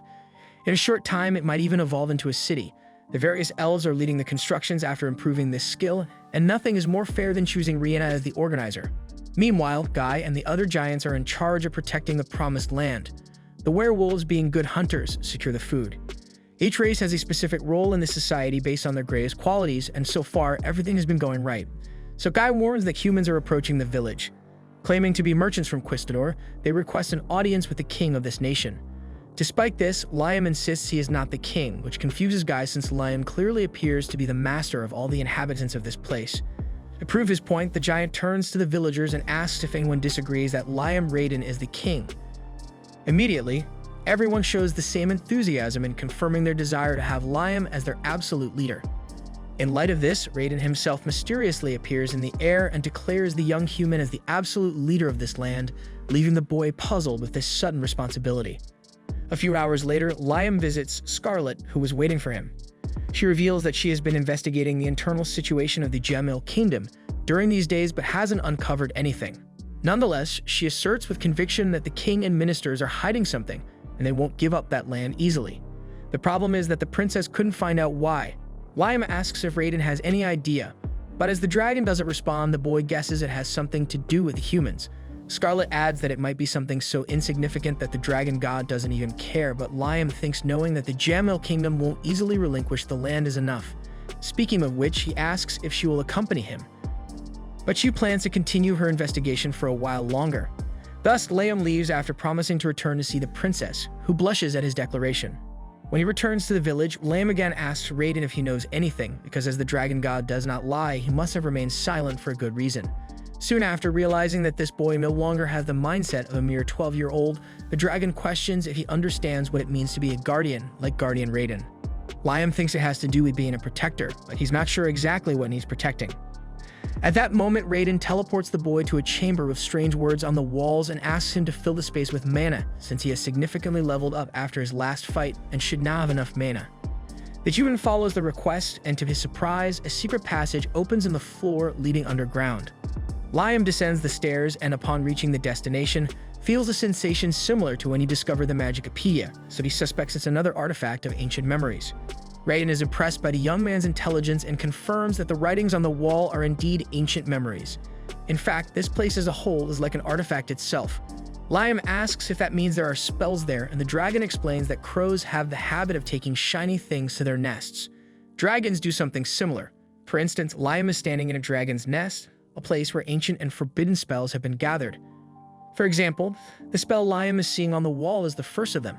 As the boy increases his mana, new seals will be broken, and he will have access to other spells.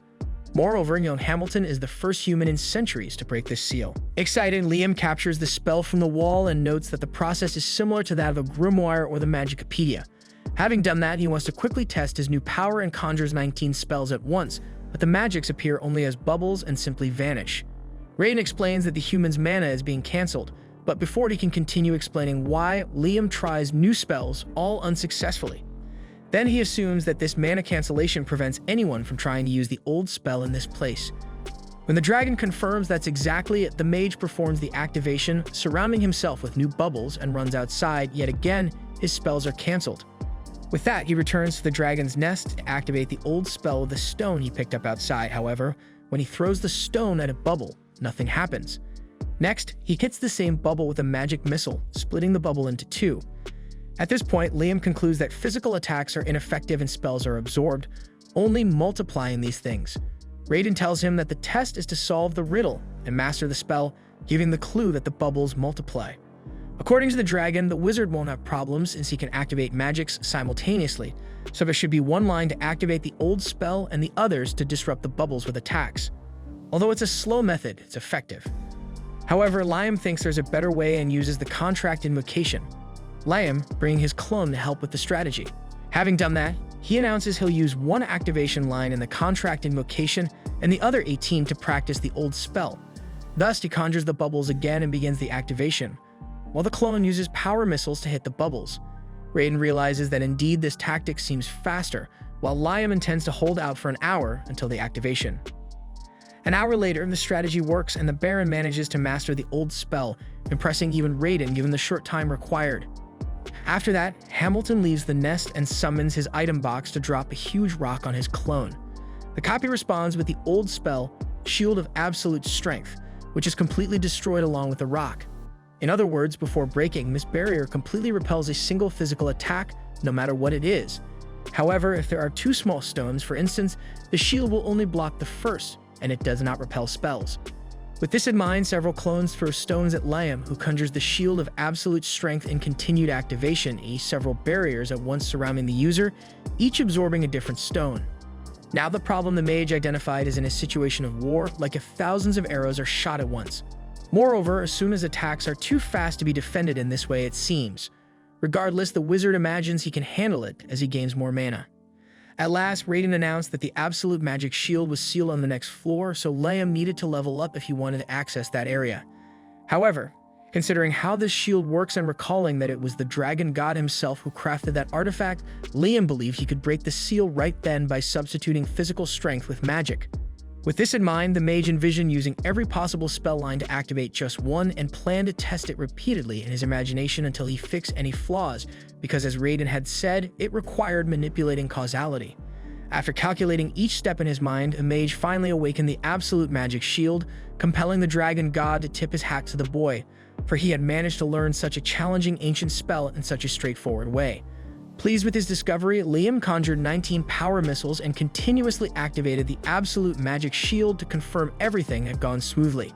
As the boy practiced, Raiden reflected on how no human had undone the seals of those ruins in centuries, but Liam Hamilton had not only done that, but also activated an ancient spell in his own unique way. Later, standing beside Shade, the shadow spirit, Liam was acting curiously, prompting Raiden to ask what he was doing. The young mage replied that he was training his nose to become accustomed to sensing mana presence. Raiden imagined this would enable him to use both types of barriers, physical and magical, correctly, and the mage confirmed, though Raiden wondered if it wouldn't be better to always use both. Liam explained that while it wasn't impossible, he wanted to find a more effective way to use them that would use less mana. The dragon thought this feasible if Liam could anticipate an opponent's attack in a second. Regardless, the dragon god praised Hamilton's endless desire to evolve when it came to magic. The next day, Asuna rushes to Liam to warn him that Guy wants to speak with him at point 17. As the city grew, the inhabitants created several meeting points to aid communication and efficiency. Upon arriving via teleportation, the nobleman sees the guardians of the Promised Land facing armed humans.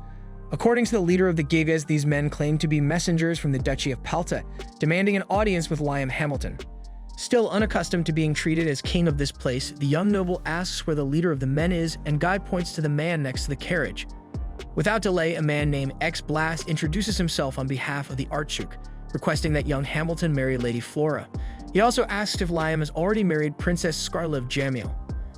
When the boy replies that he will marry only later, X states that the Archduke would never be so rude as to make him wait like this. With that, he signals for Lady Flora to step down from the carriage, making it clear that Hamilton could take her hand at this very moment if he so wishes. Embarrassed, Liam wonders if this is how nobles marry.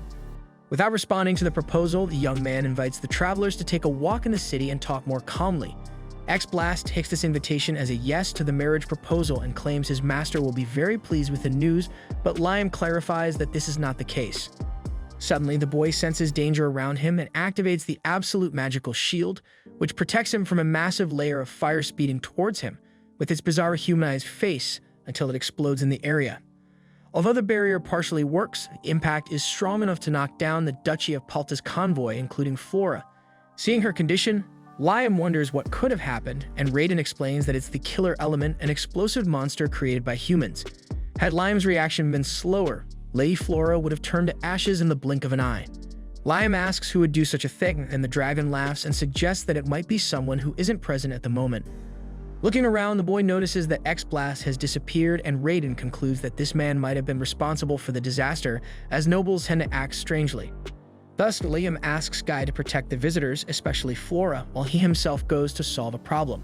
Without delay, the noble teleports to Jamil in search of Scarlet.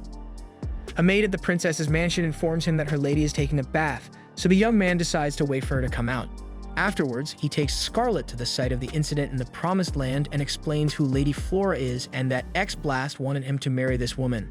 Scarlet reveals she has never heard of a noblewoman by this name but knows who Blast is. He is the right-hand man of the Duchy of Palta and is known to operate behind the scenes when it suits him. Liam adds that as soon as he agreed to speak with Flora, a monster called Killer Element exploded near her. Scarlet thinks Blast is using this to blame the territory for the monsters, so he could accuse Liam's kingdom of having killed the maiden as an excuse to invade the Promised Land. That said, the princess takes a closer look at Flora and recognizes a mole beside her breast. Indeed, this woman is an illegitimate and unrecognized daughter of the Archduke, as the characteristics of the noble's bastard children are always disclosed in case something important happens. In the meantime, Flora finally wakes up thinking she's in paradise. Liam asks the girl not to die before her time, otherwise there would be no reason to have saved her. Scarlet informs her that a monster exploded and caused a tragedy, so Flora panics and tells them to stay away, as this matter is extremely dangerous. Unconcerned, Liam says he can block as many explosions as needed, but that's not what the woman is talking about. Soon, showing her arm imbued with magic, Flora reveals she has been cursed, and even if the explosion didn't kill her, this curse will, and she doesn't want to involve the person who saved her in this. However, instead of stepping back, Liam takes the girl's arm and uses his Cleanse All magic, which instantly erases the curse. After that, he asks if he can help with anything else, while the cured girl tries to understand how this kit made the procedure seem so simple. She had been told it would be impossible to reverse this ailment, but Scarlet tells her that her master is a user of holy magic.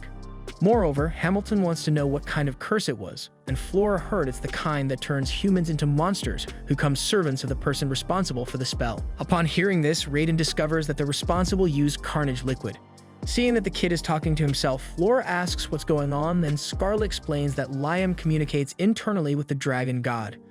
Raiden finishes the explanation by saying that this liquid is a cursed item and asks if it reminds Liam of anything.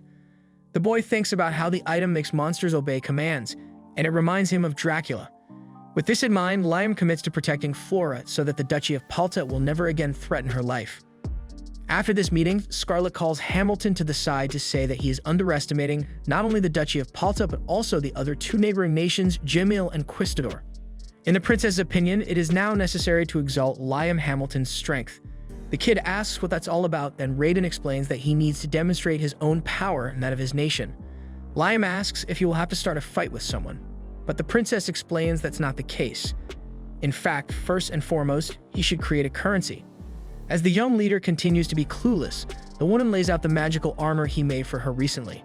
According to Scarlet, each scale of this armor was crafted most elaborately, and seeing this level of craftsmanship, she was certain that Liam should create a currency. To illustrate her point, she places 3 types of silver coins on the table. The boy notices that one has a well-defined stamp, while the others are more blurred. Taking this as a starting point, his companion explains that the coin with a clear stamp is an official silver coin from Jamil. A mold was taken from this coin, making it the basis for mass production and distribution across numerous regions. However, the more it is reproduced, the more the image blurs, as seen with the other coins. Because of this, the quality of the silver and the clarity of the imprint are evidence of a nation's technological level and a symbol of its power. If Liam could reproduce coins as perfect as the original, he could demonstrate strength without the need for warfare. Liking the idea, the boy summons Ifrit and Gnome, familiars who could handle the job. After an intense development journey, the king finally achieves a satisfactory result. Scarlet picks up one of the newly minted coins and praises the quality of the technique as a clear demonstration of good technology. Now the next step is to develop copper coins. However, if Liam uses pure copper, it will be more valuable melted down as a coin. But the princess has a solution to this problem. They will make copper coins using bronze by mixing copper with low-value tin. For instance, in Jamil, about 65% copper is used because using less would make the coins too hard. 65% is a good ratio for balancing the clarity of the imprint and the value of the coin. With this knowledge, Liam Hamilton again summons Gnome and Ifrit to undertake this task. However, something unexpected happens and Scarlet is impressed. The coin was developed with just 50% copper but maintained the quality of the stamp, giving it a more silvery hue than she had ever seen. A few hours later, the king's closest servants go to a bank to learn the exchange rate of the new coin in the Promised Land, that is, its value relative to other coins currently in circulation. The banker is so impressed with the quality of the silver and the stamp that he deems this coin superior even to Jamil's. And then the familiars show the copper coin, which also leaves the man astonished at its purity of just 50% copper for the quality of the stamp. Thus, he believes that the coins of the Promised Land are worth 3 times more than those of Jamil. Despite the good news back in Liam's kingdom, while his familiars produce new coins, he receives a letter and realizes that his territory is still seen as a threat filled with monsters. Scarlet notices the king is downcast and asks what happened, so he shows her the letter. It was a direct message from abridged Hamilton, Liam's older brother, demanding a deal between the two. Upon reading those words, Scarlet tears up the letter, making it clear that Liam doesn't need to bow to abridged, who must be looking for an easy deal to cover up his last blunder after being beaten by Raiden. If he were the family leader, it would be understandable for Liam to listen, but not to this nobody who thinks he's something. Speaking of the boy's family, one of his brothers visits his kingdom, but not the eldest. Instead, it's his great partner Bruno, who is shocked by the level of development the city has achieved. Thinking it would be inappropriate for the king to use his own house, Scarlet offers the residence built for her so the king can meet for a talk with his brother, and that's where the 3 go. On the way, Bruno whispers to Liam that this blonde is something else. Upon arriving at the princess's residence, somewhat clumsily, Bruno asks permission for his family to trade with Liam's nation, provided they obey the laws and pay the appropriate taxes, of course. Liam asks for patience at this time and tells his brother to explain the story from the beginning. Then Bruno recalls that this land is surrounded by 3 countries, Jamil, Palta, and Quistador. Under Liam's rule, Bruno is certain that the Promised Land will prosper to the point of becoming a fundamental trade route, and it would be important for his family to have such a significant contact. Hearing this, Liam considers that abridged is so arrogant he isn't even the family leader but sent that letter as if he were. On the other hand, Bruno, being the head of a low nobility family, came in person and was extremely humble with his younger brother.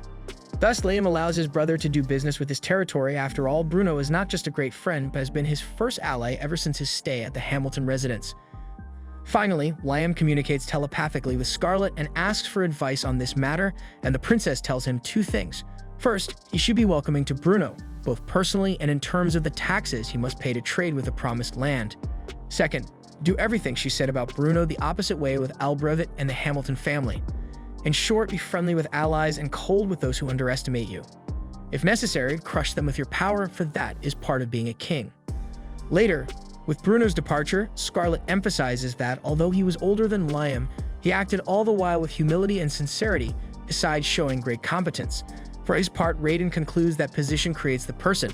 Bruno went from being the fourth son of a noble to the head of a low nobility family, poor, and this sense of responsibility caused the young man to change his behavior. The same cannot be said for Albrevet, who will inherit the position of chief simply because he is the eldest. In fact, that's why the dragon god suggested to the first king of Jamel that nobles lose their titles after 3 generations. Seeing Liam's astonished reaction, she asks what he was thinking. When Liam tells her that the dragon invented this policy, the princess is even more enchanted with Raiden's wisdom, as it is thanks to this law that nobles always need to achieve new things if they want to maintain a higher social position. By the way, Raiden praises Liam for having asked Scarlet's opinion before finalizing deals with his brother. He points out that even if one is the absolute ruler of a nation, when unsure about something, it's wise to seek advice from the most trusted vassals, as it could lead to the most advantageous decision. And speaking of which, the dragon god thinks Scarlet was very wise to suggest using a coin to demonstrate the nation's strength, though such a measure only works with other equally wise individuals. Liam doesn't grasp what that means, so Raiden uses the example of the young man's own older brother. What if Albrevet were the leader of another nation? If that were the case, surely Liam would be attacked by him and other foolish kings who try to impose their will through violence. In light of this, Liam knows he must fight back, but his current style isn't enough to protect his territory as well as he'd like, especially since magic users are vulnerable while casting spells. After all, even though he has learned to use more than one spell at a time, the boy loses a lot of mana doing so. Nevertheless, Raiden emphasizes that the human still has much to evolve, especially considering that magic has another flaw: it can be sealed. To compensate for this problem, Liam needs to constantly strengthen himself by using his own mana to gain strength without turning it into magic. Having said that, the dragon god finally decides to reveal himself personally to the young human and shows that his original form is that of a 13-year-old girl. To Liam's surprise, he demonstrates how to use mana without spells by accumulating energy around the body to strengthen oneself. Following the example, Liam manages to jump high but loses control and falls hard to the ground. Since that's the case, Raiden teaches the lad how it's done. In this learning, Liam must pretend he is like a child who plays by spending all his energy until he falls from exhaustion. Having said that, she summons those bubbles from the dragon's nest for Liam to learn to control his mana expenditure by transferring magical energy to the 5 bubbles. When the boy does this, she tells him to think of it as the total amount of his mana. Now Liam must adjust each bubble to 20% of the amount in 10 seconds. In his attempt, Liam lets the bubbles burst, and Raiden explains that just now the total went from 100% to 110%. She then conjures another bubble on his forehead, and the boy needs to lower the total by 20%, but ends up being too slow and lets it burst again. Sometime later, he finally masters the technique. The next step is to transfer 25% of the mana to the left hand and right foot and 15% to the right hand and left foot. Honestly, Raiden thought the kid would quickly give up on this tedious theoretical training, but he kept excited until he evolved to the point of launching several power missiles at once. Perhaps in the end, Liam Hamilton might be a magic genius. As the days passed, Liam continued practicing mana distribution following Raiden's instructions. At one point, the dragon revealed that the human could now manipulate his mana at will, making it a good time to move forward. Frustrated by the seemingly endless lessons, Liam questioned what was yet to come, as Raiden requested a moment to enter an energy orb located in the boy's chest and then quickly exited. "What on earth was that?" Liam asked, but the girl explained that he would understand on his own after completing the next task. Then, she tossed a rope of light to the apprentice and asked him to play tug-of-war with her, trying to pull the rope using his right hand at 0. Liam tried but failed, prompting Raiden to clarify that the challenge was not about physical strength but mana. With that, she instructed the boy to use his mana at level 10 instead of 0, which finally moved the rope. Gradually, she announced plans to alter the mana distribution slowly, asking Liam to adjust his accordingly. This exercise would help the boy understand his magic through the magic of others. Suddenly, Raiden pulled the rope, knocking Liam down with an energy discharge. He began to grasp what the dragon god meant and focused entirely on mastering the exercise. Feeling Raiden's mana potency, Liam matched it as it increased from 20 to 30, and then from 30 to 99. Amidst this, Raiden's mana vanished from the rope, now appearing to come through the air, seemingly about to disappear in seconds if Liam did not focus on this magical energy. Radon remarked that Liam was progressing faster than she had anticipated and that he was about to realize something significant soon. Anxious about this impending lesson, Liam focused on his mana and noticed it matched Radon's, something he had never imagined possible, having always believed the dragon god possessed an infinite reservoir of magical energy, far surpassing his own. Radon explained that she had left some of her extra power inside him earlier, and that his body now held the same percentage of mana as Liam. Understanding why he would comprehend this exercise on his own, Liam heard the dragon confess she thought it would take him longer. Radon then gathered the rope to begin the final test.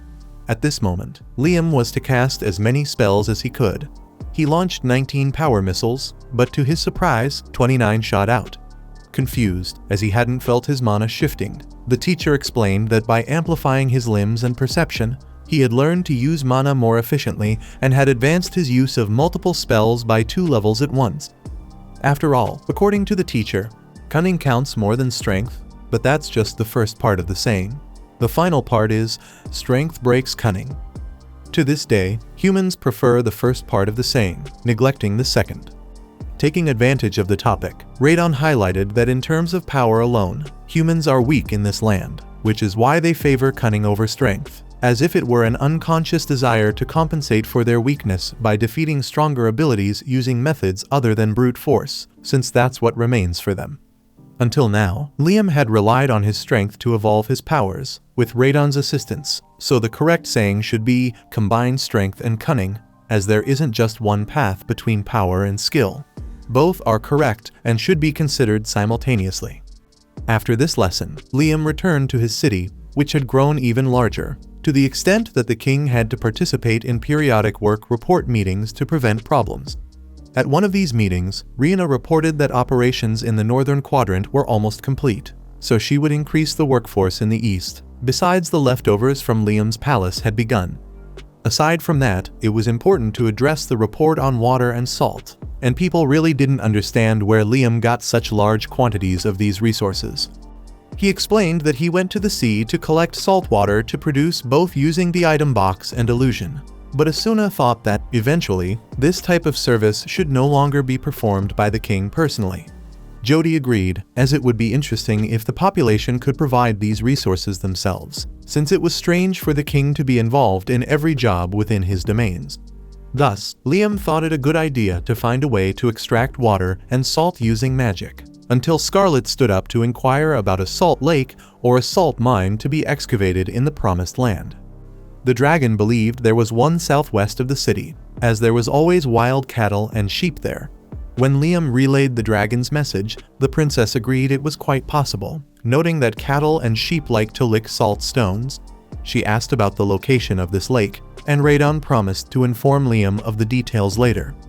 After the meeting, Asuna commented that it would be great if there was an ocean nearby, as Liam had once said he could arrange seawater with magic. But if there was a sea, this problem would be easily solved.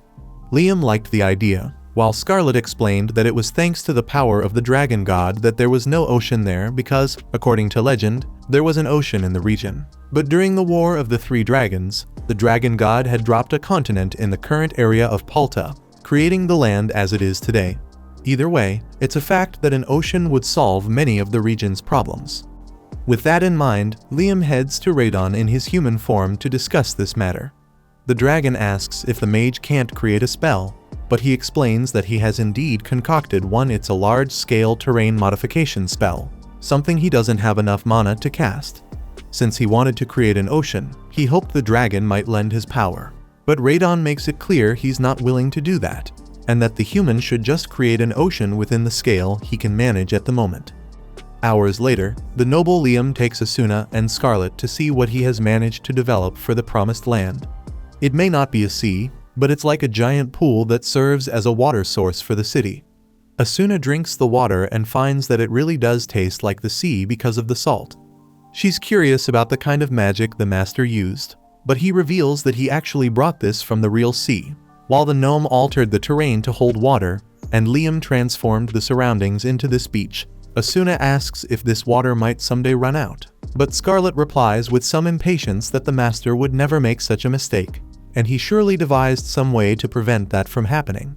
Embarrassed, Liam points out that he used the item box so that this place is always connected to the sea, which greatly excites Asuna since the water will replenish itself, no matter how much they use the resource. In light of the master's success and intelligence, Asuna thinks it would be good to celebrate the city's water by taking a bath on this beach. Scarlet asks what the girl plans to do with the sacred ocean created by the master. Then her friend whispers something in the woman's ear. After that, the princess herself asks for permission to swim there, and when permission is granted, Asuna runs with her characteristic speed to invite the city's women for a communal bath. Embarrassed, Liam tries to mingle with the people, although the women in bikinis are slightly distracting his focus. For some reason, they were all concerned about what the master would think of the outfits they were wearing for the bath, and it was up to the boy to comment on each of the costumes they presented. Eventually, Chris appears running and knocks the boy down as if she were a rambunctious puppy, adding even more movement to what was already a peculiar scene. By the way, wherever he went and wherever he looked, Liam saw maidens wearing swimwear here and there. At a certain point, Asuna pulls Liam to enter the water after the endless parade of beauties from the promised land, with even a volleyball net set up later for people to play comfortably. Although Liam is appealing with his skills well above average, which isn't exactly a fair competition. Out of the game, all the women were enjoying themselves in their own way, and Asuna was the person who most insisted on having Liam by her side. She even invites the king to race to the other coast, with the condition that the loser does whatever the winner commands. Before the boy could agree, Asuna and Chris had already jumped into the sea to cross the coast and win the contest, so Liam starts a bit behind, but either way, the race begins. After the race, he stops to rest in the shade somewhere on the beach, where a girl was lying down. He jokes that all the women were so worried if their bikinis matched, and that he shouldn't have to be forced to see that. However, the girl asks if he wasn't happy to see all that, leaving Liam speechless, albeit with blushing cheeks. Then, the king returns to the city and sees Scarlet saying goodbye to a man on horseback at the entrance gate. He approaches to find out what's going on and learns that the region of Agi, from Jamile, is her mother's homeland and, unfortunately, is experiencing a water shortage.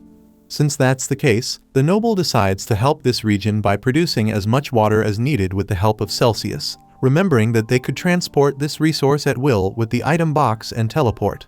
Scarlet is confused by the leader's willingness to help another territory, so he explains that it's important to get along with a neighboring nation. Thus, seeming strangely disturbed by something, Scarlet says she will notify the local king about the help. Then Liam appoints her as the messenger responsible for announcing that all necessary water will be provided without Agi having to give anything in return, since it was due to a natural disaster. After the departure of the Princess of Jamile, Radon comments that the boy is quite generous, and he responds that he's trying to follow the teaching about combining strength with cunning. Speaking of which, he remembers that he created a coin at Scarlet's suggestion to demonstrate the capabilities of the Promised Land, and that they might be useful for cooperating with the countries around them. Pleased with the young man's attitudes, Radon emphasizes that Liam has the qualities of a wise king. Then, Liam uses Celsius to begin distributing water, until he feels something like a fluctuation in the feelings of the dragon god, as if he knew he wanted to say something. Then, Radon confesses that he just thought that maybe this action is pointless, but not because of the attitude itself, since even if that nation in need were an enemy, helping in the case of natural disasters is always a good decision. The problem is that humans are not good at making good decisions. In fact, the more important a person thinks they are, the more they seem to act according to the size of their ego, like Albravit, for example. Liam asks if the king of Jamile might be that kind of person, and Radon recalls something he once heard from a human. A favor too great can become a problem later. According to the dragon god, this type of thinking is the cause of the most foolish decisions. By the way, sometime later, Scarlet returns to the Promised Land with news that the king of Jamile has refused their help, claiming his nation can handle a disaster of this scale on its own. According to the princess, refugees from Jamile have been fleeing to nearby areas, and while they are sending supplies there, they can't manage to send enough water. Liam points out that the item box could solve this problem with teleportation, so Radon wonders if they could make it rain to end this ordeal, as among the spells humans call sacred are those that control the weather. However, although excited by this possibility, Liam states he does not wish to learn that spell today, as making it rain would be using brute force, whereas now is the time for cunning. With that in mind, Liam meets with his brother Bruno, a noble of Jamal, because nobles in that region customarily help in times of tragedy as a way to maintain their merit and status. The issue is that Ag is undergoing a drought, but the king of Jamal has refused aid from the promised land. So Liam wants to create water and deliver it to his brother, so that he can distribute it to the needed areas. Bruno is happy to help, but since it will cost a lot of money to distribute the water, he asks for a few days' delay. The younger brother then asks for 10 silver coins from Jamal as payment, as that's the average daily wage for manual laborers, and Bruno is impressed by his brother's kindness in charging a symbolic amount for such a complex and costly operation, although he knows his personality. After the meeting, Radon warns that people are already keeping an eye on Liam, like that employee from Jamal, who claimed to be there to discuss the preparations for the marriage to the princess. But in truth, they are monitoring the protagonist's every move to ensure he does not get involved with Ag. After all, as the dragon had said, human pride is a tricky business. For his part, Liam regrets that he cannot teleport to Ag because he has never been there before, so he thinks about summoning his clone to escape from the spies. In the meantime, Guy reports that Jamal has sent people to various regions to study the best route for their arrival at the princess's wedding. Therefore, the leader orders that the giant lets them do as they please and observes them as little as possible. Even if they don't install anything or behave suspiciously, they should be left alone.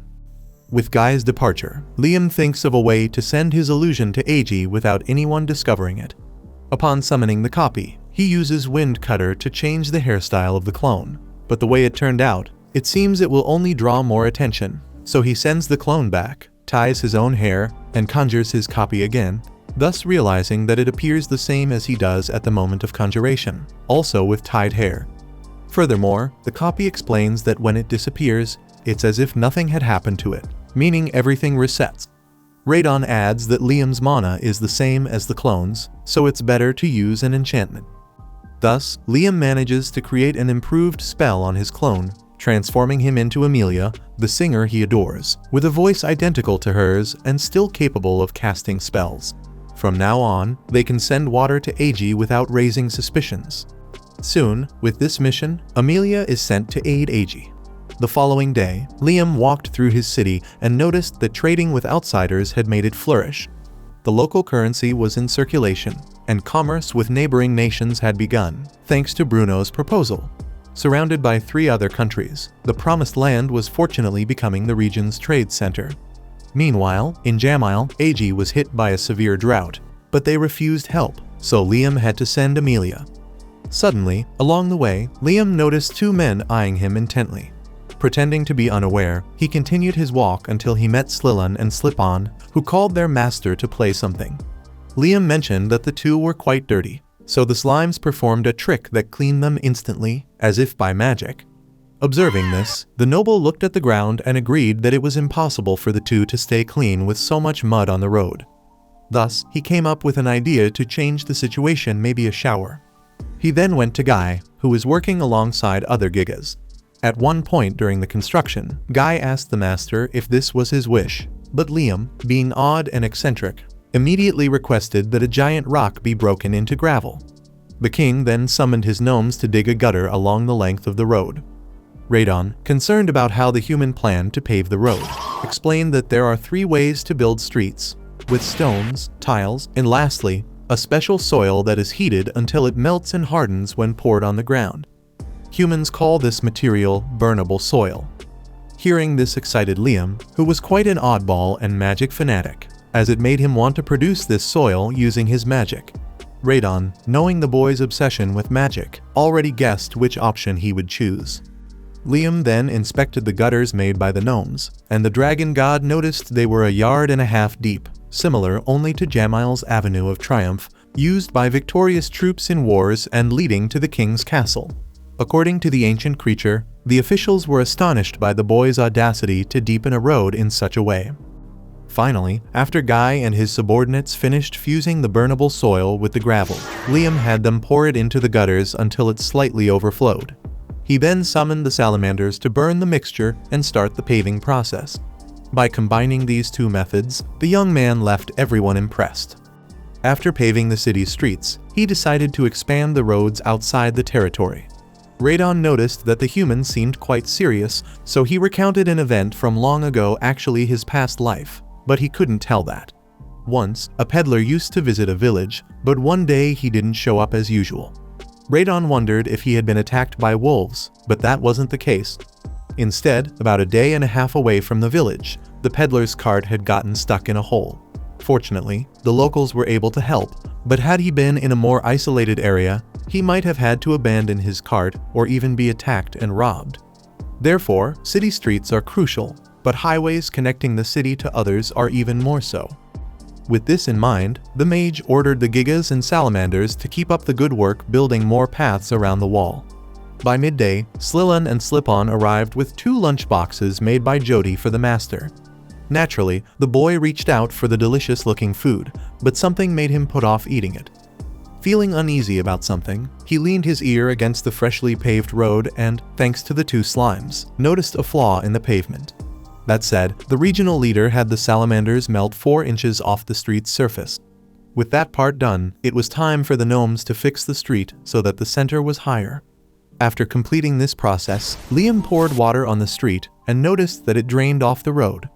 The young man had started paving because he saw his slimes dirty, but seeing them again made him realize another issue. Where people pass, the streets become worn and accumulate water if they are straight, which further degrades their quality. After discovering this detail, Hamilton went back to training the gigas in the late afternoon and summoned them to correct all the streets they had just paved. As he was focused on this task, he forgot to create an alibi for Jamail, but the work continued at full steam the next day. While leaving the gravel paving of the streets to the crew, the mage isolated himself in the forest and tied a rope between 2 trees. Radon asked what he was planning to do, and the young man explained that he was setting up a bed. But when he lay on the rope to balance himself, he fell hard to the ground. In fact, Hamilton was training, as the training Radon gave was about distributing mana with desired concentration throughout various body parts, and during the process, the human discovered that when you let the soul flow through the body instead of using it in spells, it gives you physical strength and increases your weight. Liam had an idea with this. If he could get used to this technique and balance on the rope, he could train the mana while he slept. After all, Liam always admired the use of magic, so it didn't hurt to practice the fundamentals, even though he kept falling from the rope persistently. However, after some time of practice, it was no longer so difficult to stay on top of his improvised bed, and Radon pointed out a change that had happened in his body. Focusing on this, Liam realized that he had started to notice small differences in mana that he hadn't detected before. The dragon god explained that these were the differences in the land. For example, mana is an innate power that people possess. Differences in the land where they are born and live, in the food and water they consume, manifest as slight differences in the wavelength of their mana.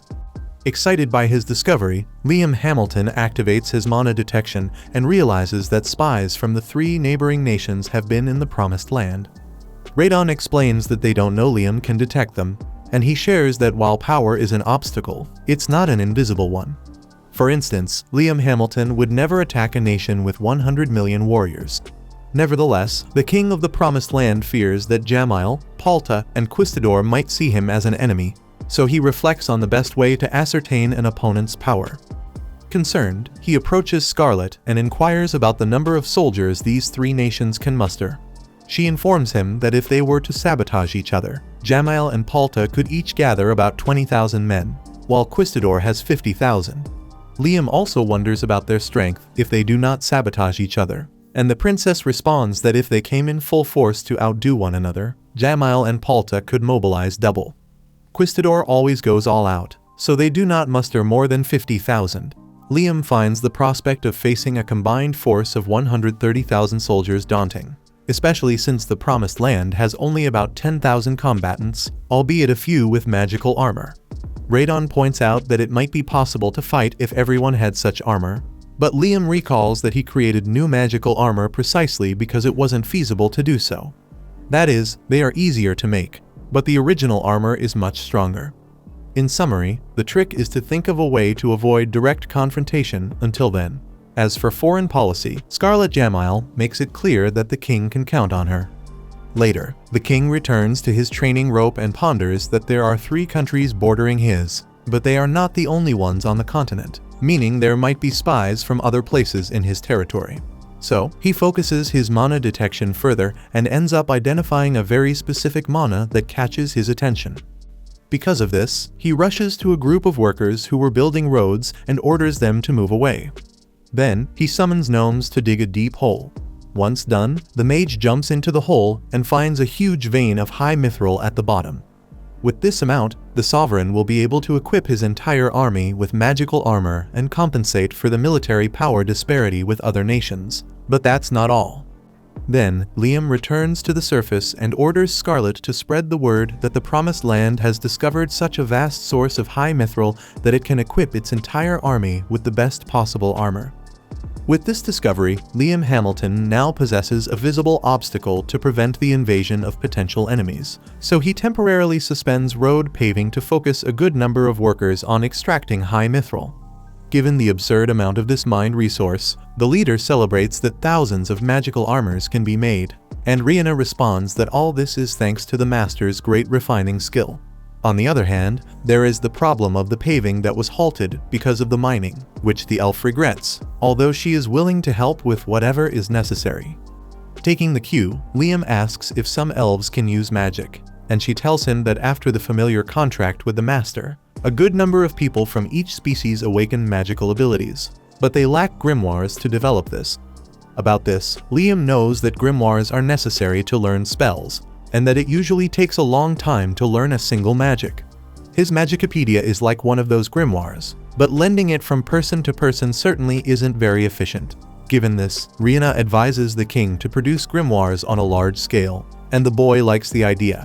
He considers that the Magicopedia is an artifact of ancient memories made of high mithril that stores magical knowledge, as if it turned all the spells the user knows into grimoires. Thinking about this, he imagines that it will be possible to produce such products on a large scale, but instead of making individual rings, he thinks about doing something like in that underground altar, because the entire space of the ruins where Guardian Radon was is an artifact of ancient memories. If they can build something of that level and put everyone to train together, it would be great, but Liam realizes it would be impossible to do that. Finally, he asks if Rihanna has any magical aptitude, and she tells him she excels in ice magic. Next, he takes the elf to an inner city road and, in front of ingots of high mithril, he commands the salamanders to melt both the surface of the street and the ingots. After this, the gnomes are tasked with removing the surface and covering it with a thin layer of melted mithril. Lastly, the mage casts a spell on this precious resource and replaces the pavement removed on top of it. Having completed this process, the young man asks his companion to stand on the road to see if she feels anything different. After a few seconds standing on the street, the elf's body is taken over by a strong magical energy, and she feels spells connecting inside her. With this new source of mana, she casts an ice needle, something she had never done before. Incredulous, Rihanna questions how she was able to summon magic, and Liam explains that he transformed the high mithril in the street into an artifact of ancient memories with his magic. By placing this artifact in the city streets, instead of in a building, everyone could learn the spells. Rihanna is delighted with the master's ingenuity, but he, on the other hand, already imagines the headache it will be to pave the streets once again. Sometime later, Liam gathers some elves and werewolves to test the capacity of the artifact in the streets. As they line up on the street, the elves cast fireballs towards the mage, who responds by protecting himself with a magic shield. The werewolves shoot ice needles, which Hamilton absorbs in the same way. Even Slilun was able to conjure a powerful cyclone. In the end, Liam had placed artifacts around the entire city, meaning walking through the streets of the Promised Land is like always having a grimoire under one's arm. Rihanna emphasizes that even children who don't know spells will be able to protect the city. But Liam remembers that's not all.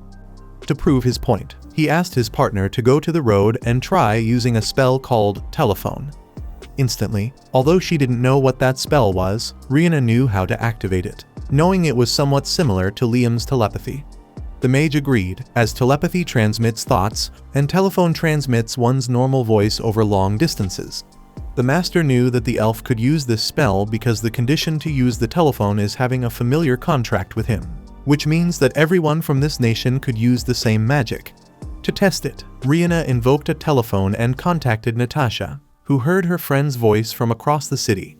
Amazed by the king's indescribable talent, the girl emphasized that he was not only brilliant with the spells he created, but also exceptional in building such an incredible city that was already at a high level of development, resembling a magic city. For his part, Liam Hamilton loved the way Rihanna referred to the Promised Land, as he was obsessed with magic. The following day, it was decided that the king should live in a flawless place, so a large palace was quickly built. After the house's inauguration, Rihanna gathered candidates in a hall to see who would become Liam's personal maids. Meanwhile, Scarlett informed the men that they could not be maids, but Guy insisted on participating and even committed to wearing a maid's dress if necessary. However, the princess was not moved by the request and immediately expelled the men from there. Just as Rihanna was about to announce the start of the selection, Susie interrupted the leader to argue that those who do not know how to perform domestic tasks should be disqualified. Pointing at Scarlett, the princess awkwardly responded that serving the master was her duty, but Natasha stated that she and several others already took too much care of Liam, and they should only participate once they learn to take care of themselves. With that, several candidates left with their heads down, like Jody, Chris, Asuna, and Lady Flora. In the end, only the elves remained, so Rihanna announced a lottery to decide who would become Liam Hamilton's personal maids. Then, the candidates opened their papers. Some celebrated, while others cried in disappointment for not being chosen. Finally, Rihanna explained that selections would be held once a month, so those not selected could try again next month. Sometime later, Liam discovered that these people had been holding these secret meetings without his knowledge.